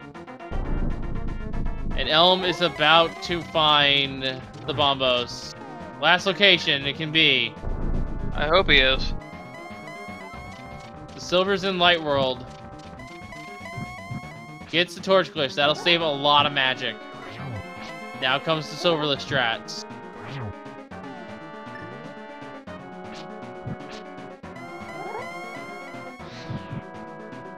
Switching to the Fire Rod to set up the spins and get more attacks in.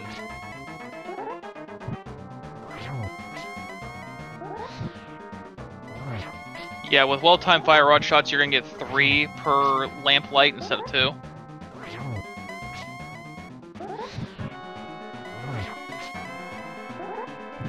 Yeah, this is well executed so far.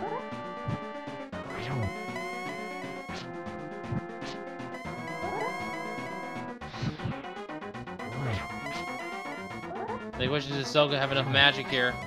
As we find Bombos for Elminster. Yep, Elm's finally in go mode. Zelga's got 2 blue pots, though. 1 blue pot. Out of magic.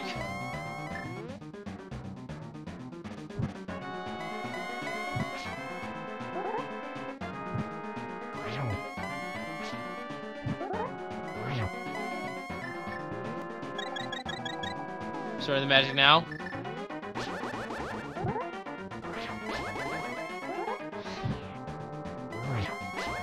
Couple more hits left. Maybe one more? No. Ganon is close, and ooh, that was a nasty fire bat location.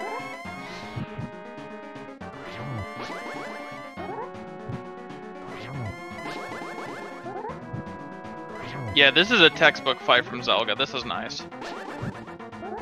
Yeah, not letting Ganon trip them out at any point. Ooh. Down goes the pig. And get your GG in chat for zelgadissan, a well-executed Master Silverless Ganon. We'll get you that finish time just shortly here.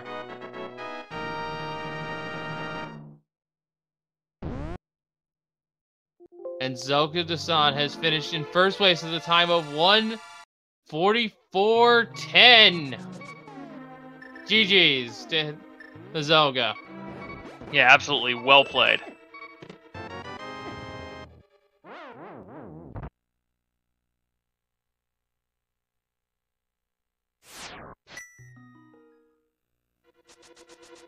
We'll see about getting Zelda in here. Elm unfortunately taking a death in Mire. Yeah.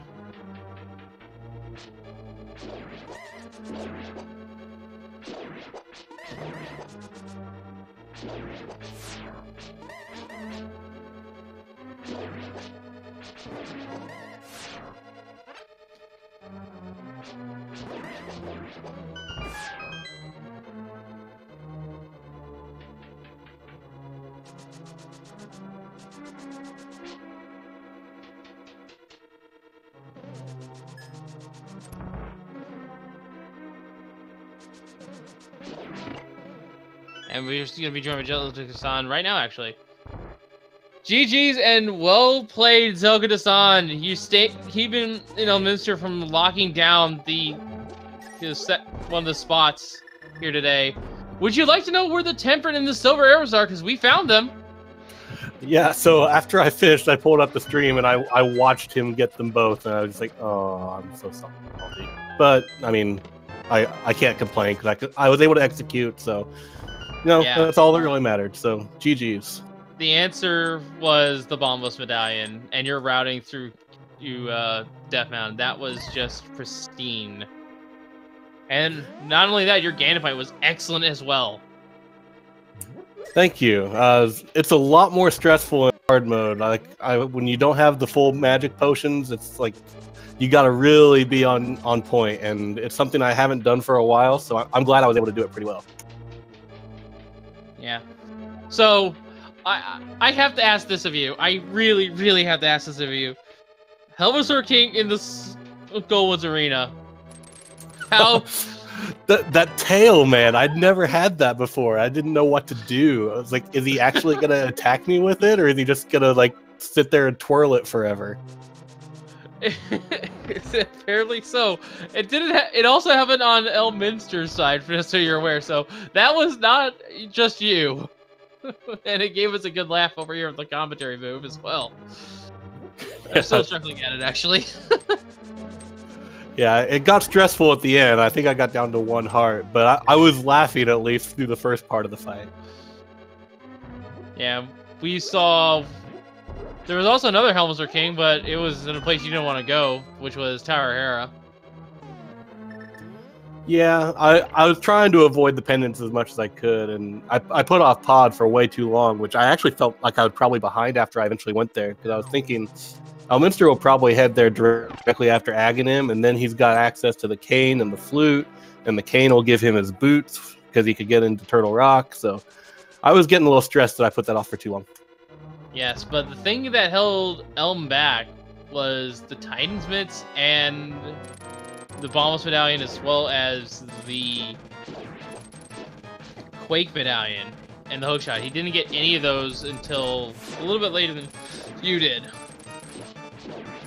Okay, that makes sense. And I know that Bombos, depending on how you route Death Mountain, and in a general seed, like it seems like the way he did it from what we were talking, and I was able to pop on the stream and I saw him pick it up. So the typical route, I mean, Spiral Cave without boots, who wants to do that? So, I mean, typically you're going to save time that way, but it just happened in this seed that it was just a shame. Yeah, and he could have... What's worse is he actually went into Hera, got the green pendant, and then just forsakenly left Bombos behind in Spiral Cave. Didn't bother checking it before fluting away, which would have saved him a lot more time overall. But not enough that you would have got caught by him, unless you fell to Ganon and had to do that 3-minute fight all over again. Yeah, that's a stressful fight, and if you get deep, that's a big time loss to fall or die. So, by the end, especially running low on magic, I was getting a little nervous, and I had no idea where Elm was. Like, I felt like he could easily be right behind me, if not even ahead, during that whole fight. Yeah, and the other thing about this seed was you full cleared Ganon's tower, looking for a sword, and we never saw a single one. That doesn't usually happen. Yeah, I skipped the big chest, but I mean, there was at the time I was thinking, well, I've still got a bunch of chests on the right to check, so there's no point doing that. And I felt decently confident enough that Master Sword Silverless that I could probably pull it off. So I figured there was no point, especially when you get that mirror behind that god awful ice Vitreous. Yeah, and that mirror is actually what saved Elm, really, because if he had found the mirror before finding Bombos, he probably would have dove Swamp. And as far as we're aware, that 4th sword is somewhere in Swamp, along with the 3rd shield, as well as the red... No, actually, strike that. We did find both males. Yeah. Yeah, that makes sense. Although I feel like if we had had the mirror, that Elm probably would not have orphaned Spiral Cave. Like, depending on the route, he probably would have just gone to Death Mountain and then mirrored from Dark and done it. But that's just a guess. Yeah. Yeah. I mean, he's gonna find it eventually. He's not gonna just go full tilt on Tile Room.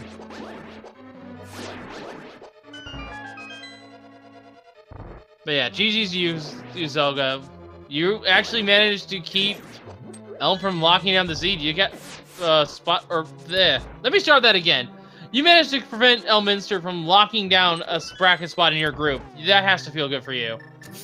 It does. I mean, just being realistic, I know I have very minimal chance of moving on. I have to win out, and Elminster has to lose out for me to have a chance.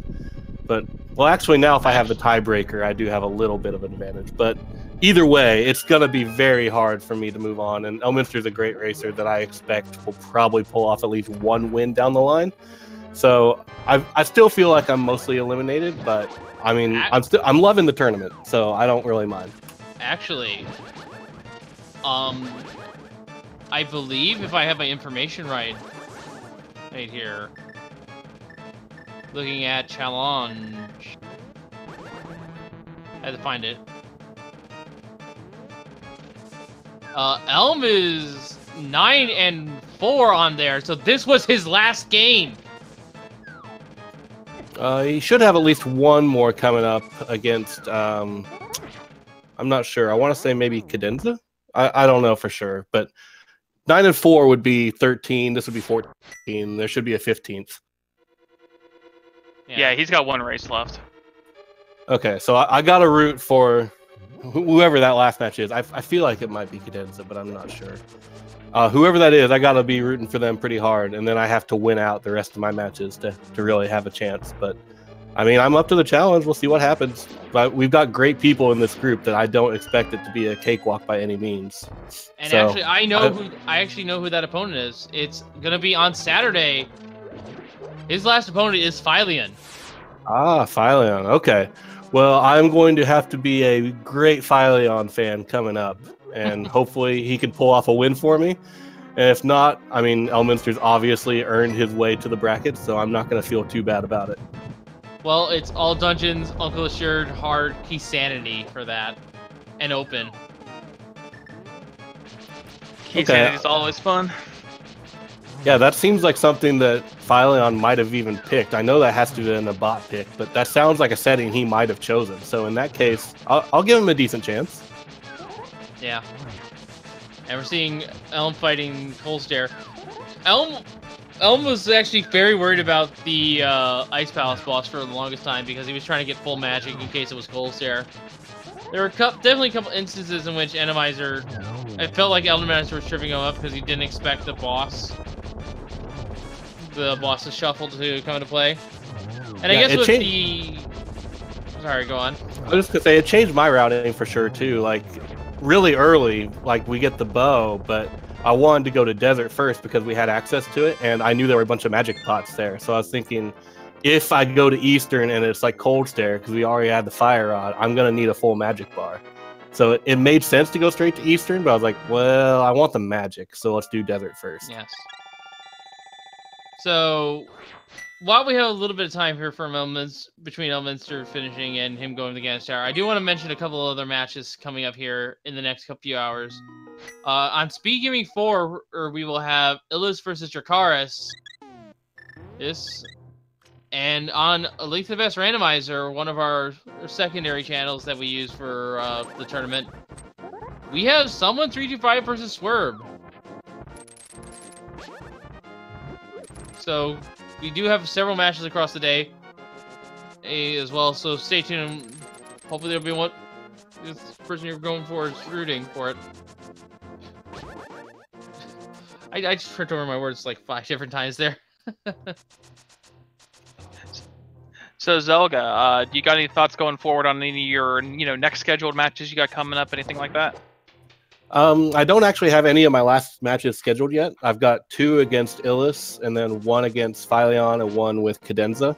So I can't be too big of a fan of Phylion. I gotta have him lose to me too. But I mean, everyone in this group has been a great competitor. A lot of our races have just come down to 1 or 2 little decisions. Like even here, just that one decision to skip Bombos. It's really just not that big of a difference, even though the time may look big.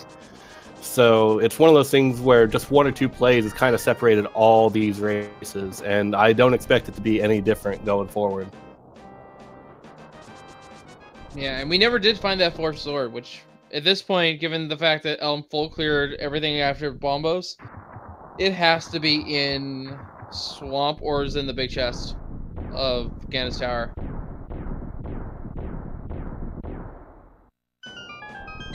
But yes, once again, GG's you, zelgadissan. Any last thoughts on the sea before we let you go and enjoy the rest of your day here? Not really. I feel like this was relatively nice seed at first, and then honestly, Ganon's Tower was awful. But leading up to it, it was actually kind of an enjoyable seed, which is weird to say sometimes, especially with Elminster's races, but not mine. We always have really, really bad seeds, so this was kind of a nice breath of fresh air. Although, and I think Elminster will beg to differ, considering that he's about to realize this is a Tower Room seed. On top of him last occasion bombos. Okay, that's fair. But yeah, I just want to make sure and say GG's to Elm, and thank you guys all for doing the commentary, the restream, the tracking. I really appreciate all the back end work that goes into this, and there wouldn't be a great tournament without this type of atmosphere. So thank you all again. Yes. Thank you for joining us on the mic, zelgadissan. Once again, folks, get your GG's in chat for zelgadissan on our winner of this race here today. And get some GG's for show some of the Elminster. Get these two follow here. There's the links there posted on my co-com.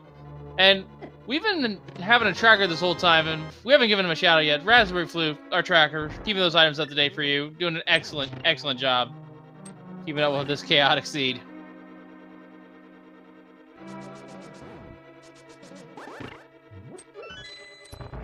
Yeah, definitely. But Zelda putting on a absolute clinic there. Elm, well, you know, for having the last location and everything, and pretty much going to have a pretty ridiculous collection rate, I'm assuming, next to Zelda, this is going to be a pretty good time for him, in all things considered.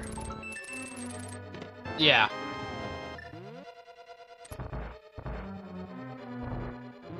I mean, this race could have been a lot closer if Elm didn't skip bombos initially. Matter of fact, I would dare say that this could have been Elm's game instead of Zelga's. Yeah, a lot of it, in it again, that's the thing. One of the things I love about, especially, you know, watching and casting Rando here, it's the old football adage is any given Sunday, and it's the same thing here. Any given day, any given seed, you never know what's going to happen. You know, you can say, oh, I can bring up everything I want, but, you know, in our like I did in our pre-race about, you know, how they finished in qualifiers, what pool they're coming from for their seeding, it doesn't matter. Yeah, at the end of the day, it just comes down to who making plays, and Elmster made a play to skip Spiral Cave. It ended up being the wrong play, but it's randomizer. You don't know this, and that's perfectly fine.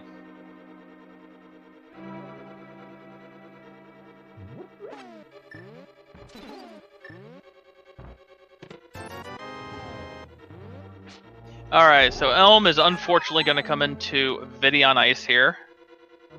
I don't think he has any potions to keep him safe either. Nope.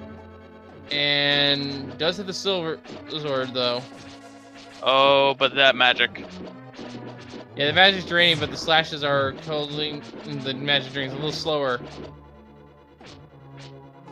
And unfortunately, folks, one last thing we forgot to mention about the silver arrows in hard mode. They only work in Ganon's room. Yeah, you can't use them. Yeah, you can't use them against all these Vitreous. That have two of which are in the tower, even. I mean, come on, Ganon. Just want to make sure he has eyes on everything. These are his sentry. Yeah, these are his sentry Vitreous. Making sure that his basement's secure, making sure his, Oh. Would you consider the Vitreous up top to be the Sauron of the tower? A little bit, yeah. Depth of the Vitreous, gonna go and head and check right side first. Makes sense to me. Yeah, he's gonna pretty much have to go full right at this point. I really hope he checks Tower Room just because, please. Yeah, if he checks Tower Room, it'll be fine because this is where the big key is. But nope, he's gonna ignore it. No, he's gonna go right. In fact, he's probably gonna go full right. Yeah, because he expects to have to refight Vitreous. If he dies to Vitreous again, though, I do expect him to check Tower Room just like... If it's not here, then this seed is a thing. Yeah. He's going on as a matter of pride here, and I completely respect that. If he goes full right, doesn't find the big key, dies to Vidya again, I could understand a forfeit coming in. But I like him continuing as just a matter of, you know, principle at this point. Yeah, I would even just... If I wasn't going to forfeit the seed, which I wouldn't probably, considering I know that I lost, just play for fun, I would absolutely check the tile room chest before attending Vitreous a third time. I know it's slow, but at the same time, it's probably faster than walking back to Vitreous and trying again. Yeah.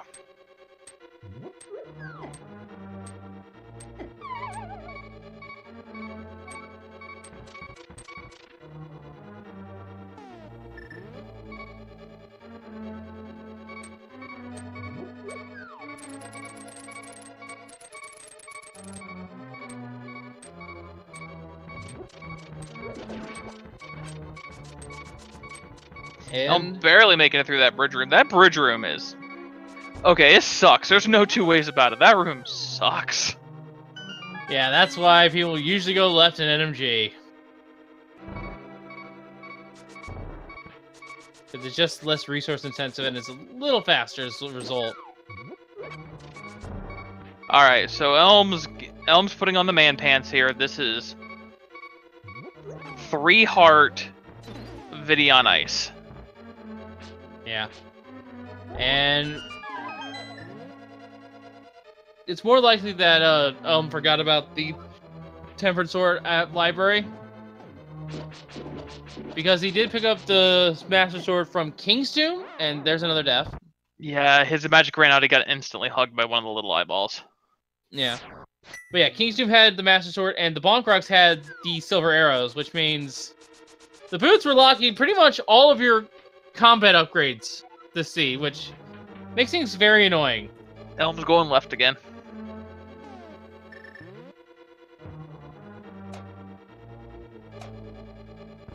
Yeah, you gotta admire his tenacity at this point. Oh yeah, 100%.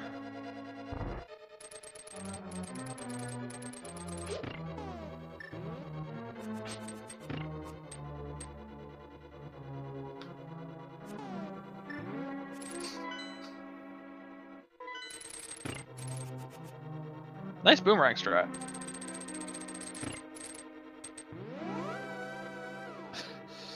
And,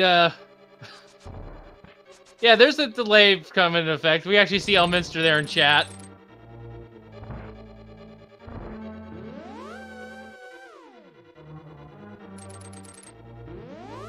Oh, I like that hook shot. That's skipping the extra transition. Yeah, very nicely done. I haven't seen that before. I'm gonna have to keep that in mind in the event that I'm pseudo go moding GT. I guess it could happen in Key Sanity if you had a hint. I mean, you can also do it in NMG. Yeah, I don't play NMG. I'm not good at this game. That's why that's why I'm on this side of the caster desk. I dabble in it. I got a sub too. I'm happy with my time.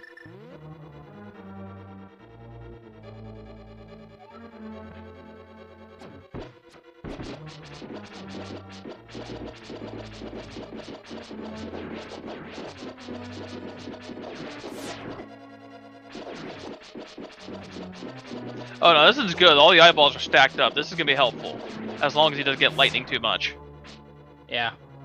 And he's actually got arrows, unlike Zelda did in this fight. So it's 8 quick arrows on ice. And Elm is going to be rewarded with a mirror. Yeah, that's actually, if I may be honest, that's actually the strat I used in vanilla way back when. I just stood in a corner and just mashed my way through the fight.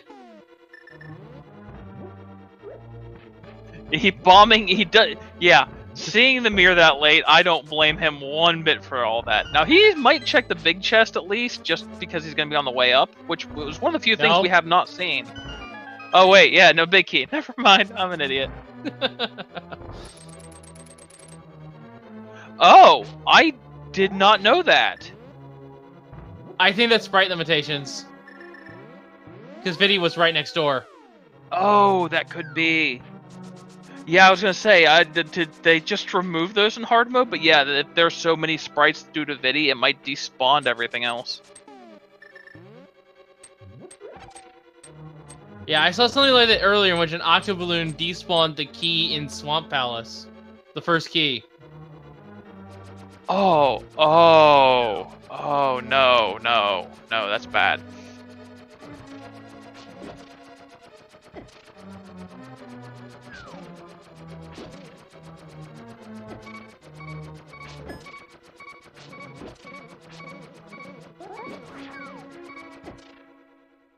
Oh, Elm.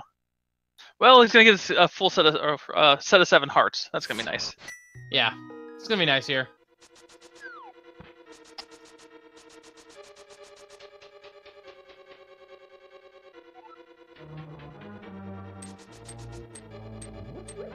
Maybe a little bit more magic too. Yeah, I think you instantly pull out the powder and you just go make this 9 heart tile room. He could still do the cape trick, I think. Yeah, he just gotta grab the wall, because it'll still not drain magic as long as you're grabbing the wall.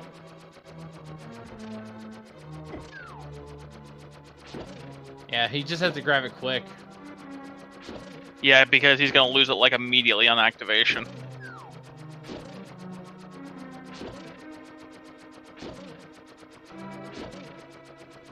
Yeah, that double magic gain can sometimes hurt you. He took a hit from the anti-fairy. I think he's out of magic now. Yeah, he doesn't have enough.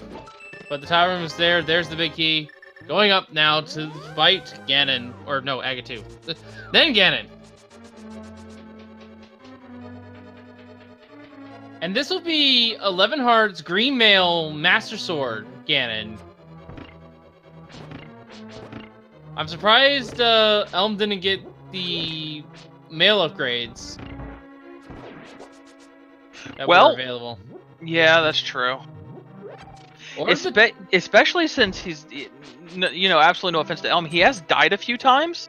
He could, now he has the mirror. He could just literally, you know, have went back out, mirrored out, grabbed the mail upgrade, and came right back in. Yeah, could have. There was one at Ether. There was also one at Bumper Cave.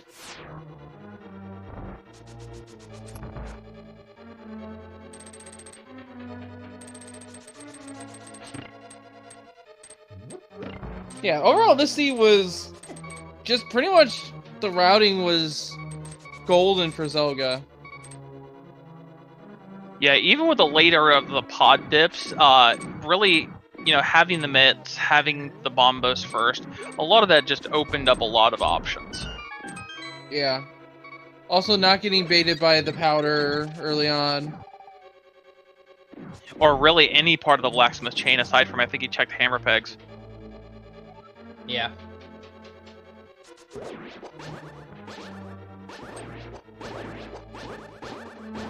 I'm still chuckling at the fact that we had a helicopter Helmosaur, and also all of our comet upgrades, the 2 swords and the silver arrows locked behind boots, as well as our logical access to Ice Palace to seed with the flippers at Desert. Yeah. Yeah, so technically the boots locked... Yeah, the boots locked everything. The boots technically locked, what, 3 sword upgrades? 2 sword upgrades and the silvers. Well, no, because now we're 99% short of the big chest. That the other sword upgrades inside a swamp. Oh yeah, that's right. So yeah, 3 sword upgrades blocked by boots more than likely. Yeah, especially considering that you need the boots in order to get to Ice to enter GT to get the mirror for Swamp. So yeah, definitely boots, triple boots locked swords here.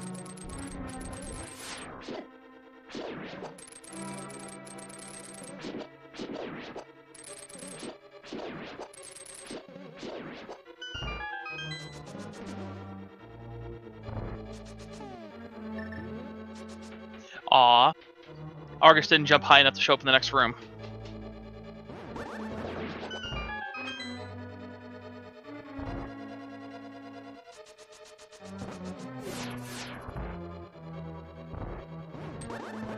Well, Elminster's about to finish up the seed here. Pretty much nothing standing in his way. Now, he still will have to do the Master Sword spins in the first 2 phases and in phase 3 of Ganon, but thankfully he has the silver arrows to use in the Ganon fight, so that'll save him a couple of minutes. Although, that's a moot point at this point, considering he is still finishing up.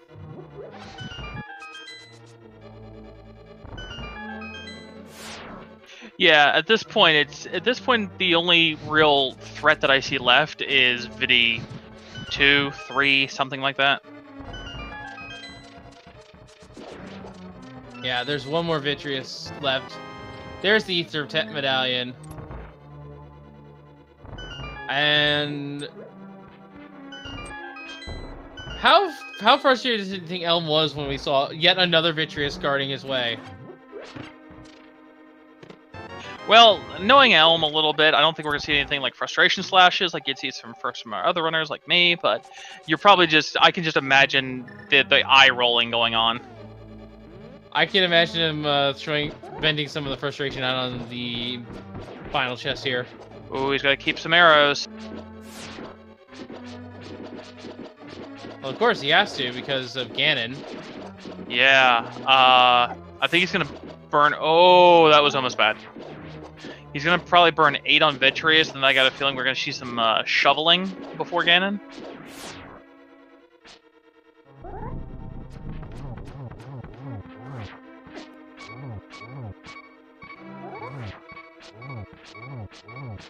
Wait, blame me for what? I'm noticing that in chat.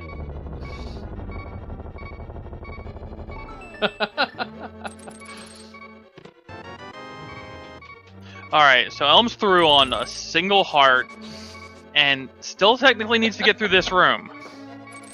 Yeah. Don't die, Elm. Okay, whew.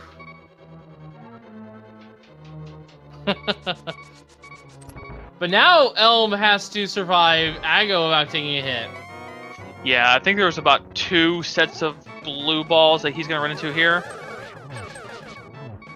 That was a nice triple. No, double. Was it only double? The fireball stacked up too tightly.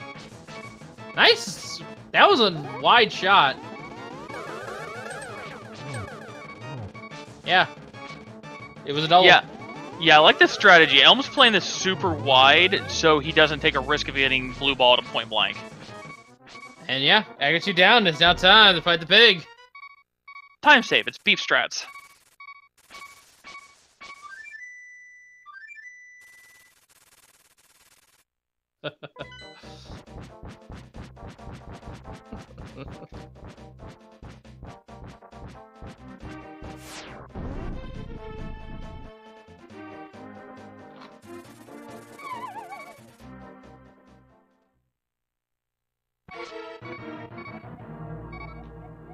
And the paraphrasing of the vanilla text.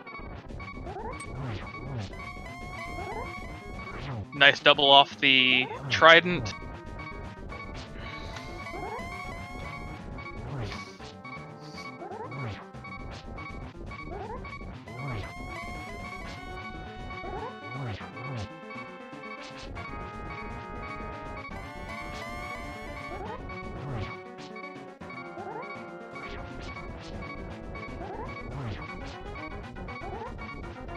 Staying well away. I don't blame him. Yeah, 1 hard, anything's gonna kill.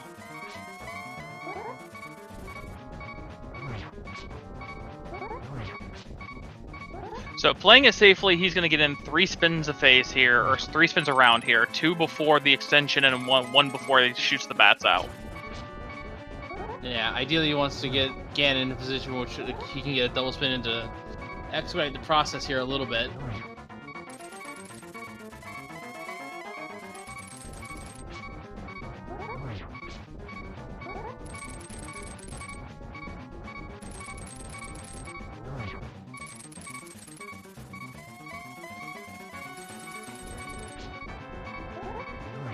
Elm is just absolutely surviving on this fight, and it's amazing. Yeah. He may not have won the race, but his tenacity cannot be denied here. This is really well done by him. May not be #1 in SRL, but he's #1 in our hearts. Pretty much, yeah. And on to phase 3! Oh! No! That's game over. All right, but now he's got more. Now he's got more hearts at least. Yeah. Oh, that would have been so hype if he was able to do that 1 heart.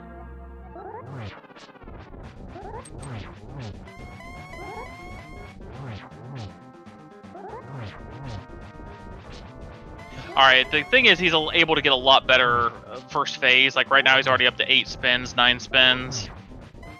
Double up the trident, 2 doubles on the bottom of the room.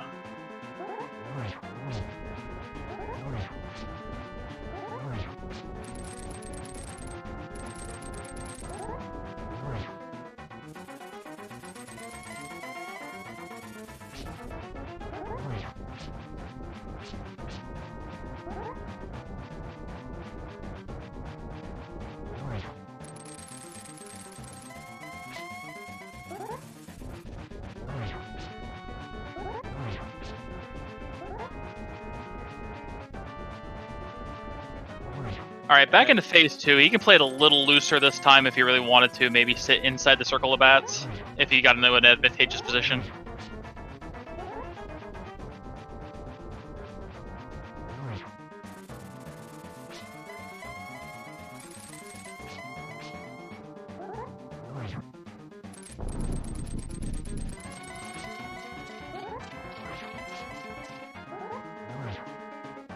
All right, on to phase 3. Now again, he's got silver, so this is going to be spin and, you know, spin to win here. 1 spin, shoot some arrows, go home, have bacon. Yep, this is all that needs to be done here. And on to phase 4. Gotta focus on setting up the silverless here, or the torch glitch. In second there, I thought he was not gonna pull out the silvers.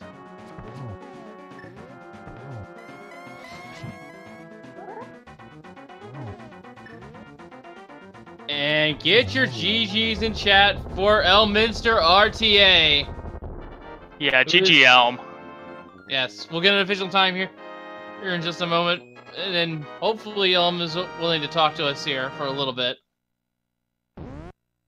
And that finishing time is second place with a time of 2 hours, 8 minutes, and 34 seconds. See if he wants to join us.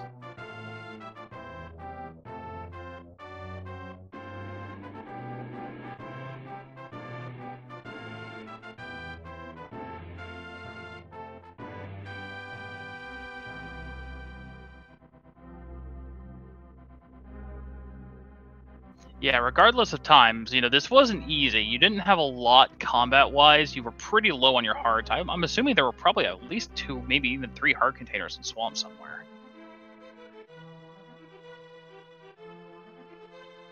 So there's Elminster for us. GG's. Oh, that was a rough seed for you, unfortunately. That Bombos kind of tripped you up severely.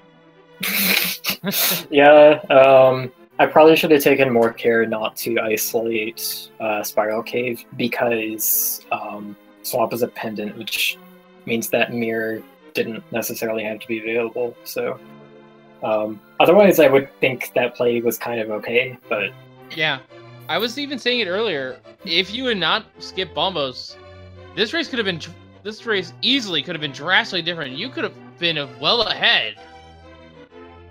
Yeah, I don't. Decisions were made. Yeah. And unfortunately, Zelda sniping your guaranteed spawn the brackets here. It's still possible, but you're gonna have to work for it a little bit more. Oh, so I think it's between me and him right now, and for Zelda to make bracket, I have to lose my match against Violet tomorrow, and he has to win every match he has left. Yeah, it's definitely gonna be rough. Now, I think we may have given you a little bit of unfair shake there, Elm. Maybe you can remember this. You didn't have the Titans on your first run up Death Mountain, or did you? No, I did. Okay, I didn't know if you did or not, because I was thinking back on it, I didn't know if you had done Skull before going up Death Mountain that second time. No, I did. Okay, so what happened was, what did I do?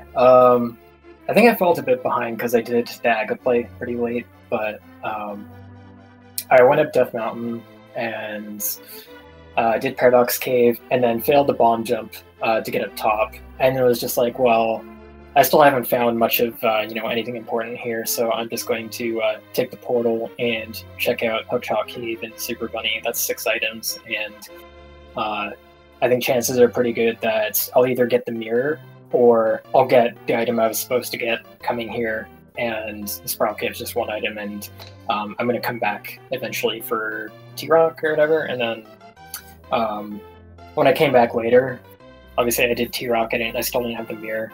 And then eventually I did Hera for Green Pendant, and I had meant to go check out Spiral Cave after that, but I kind of forgot, and at that point I was just like, well, I need to hope that Helma has mirror and it's on pedestal or something crazy like that. Yeah. Well, speaking of Helma, at least you should have got a laugh out of the Skull Woods Helmasaur. Oh, I meant Pod Boss by Helmasaur, but yeah. I've seen that before, Helmasaur and Skull Woods. It wasn't as difficult as I thought it would be. I was referring more so to the tail, but yeah. Yeah. Helicopter tail. I mean, the helicopter tail is actually nice because it means he can't actually swing it at you, so it's actually a fairly safe fight. Yeah, until he tries to shoot fireballs at you. Yeah, he didn't really do too much of that, and I got some really good hammer hits on him. I think the conveyor actually helped me, but it's kind of luck either way, I think. Yeah. And to your credit, good fight as well. Unfortunately, all of the sword upgrades were behind those boots. I forgot about the one in the library. That was very much my fault. I was also having some weird kind of mind game thing where, like, when I saw that Turtle Rock was Quake, but I was like in the Dark World on the outside and I couldn't open it from there, I was like, okay, well maybe I can save time by, I figure boots are probably in Turtle Rock. That's probably my next progression. I think boots are leading to flippers. I think that's the chain here. So I think, okay, well, probably like something like mirrors behind flippers, or like bombos or something. I figure that's behind flippers. So I'm gonna fake flipper to ice, check for hints, check items there, and that turned up a whole lot of nothing. And I probably just should have gone straight back to T-Rock at that point, but I felt behind and was in gamble mode at that point. Yeah. And the times were drastically different here, and it was really just one item that caused it. But GG's all the same. Way to tough it out. Way to finish the C, despite knowing you lost well beforehand. Yeah, I usually like to finish. I don't forfeit that often. I did forfeit one of our races, but that's because I had another match to go play and figured it wasn't worth it. But if I had the time, I'll do it. Might as well. Yes.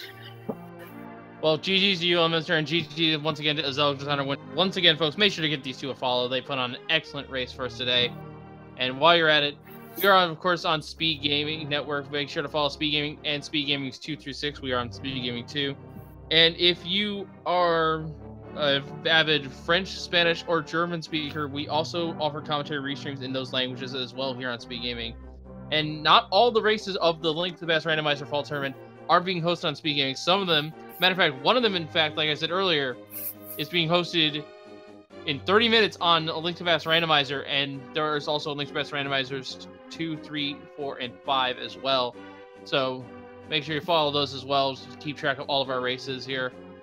And there's just a lot of races in general, not just Link to the Past, that are going on. So there's usually something for us all to watch as well. There's like a marathon on Speed Gaming right now. Oh, that's got some interesting stuff. But yeah, with that being said, folks, that's all for us here at the Link's Fast Randomizer. So from all of us here, I have been WolfLink060. Make sure to follow my co-com Demon RHK and our tracker Raspberry Flute. And we shall see you all next time. And thank you for watching. Have a good night, everyone.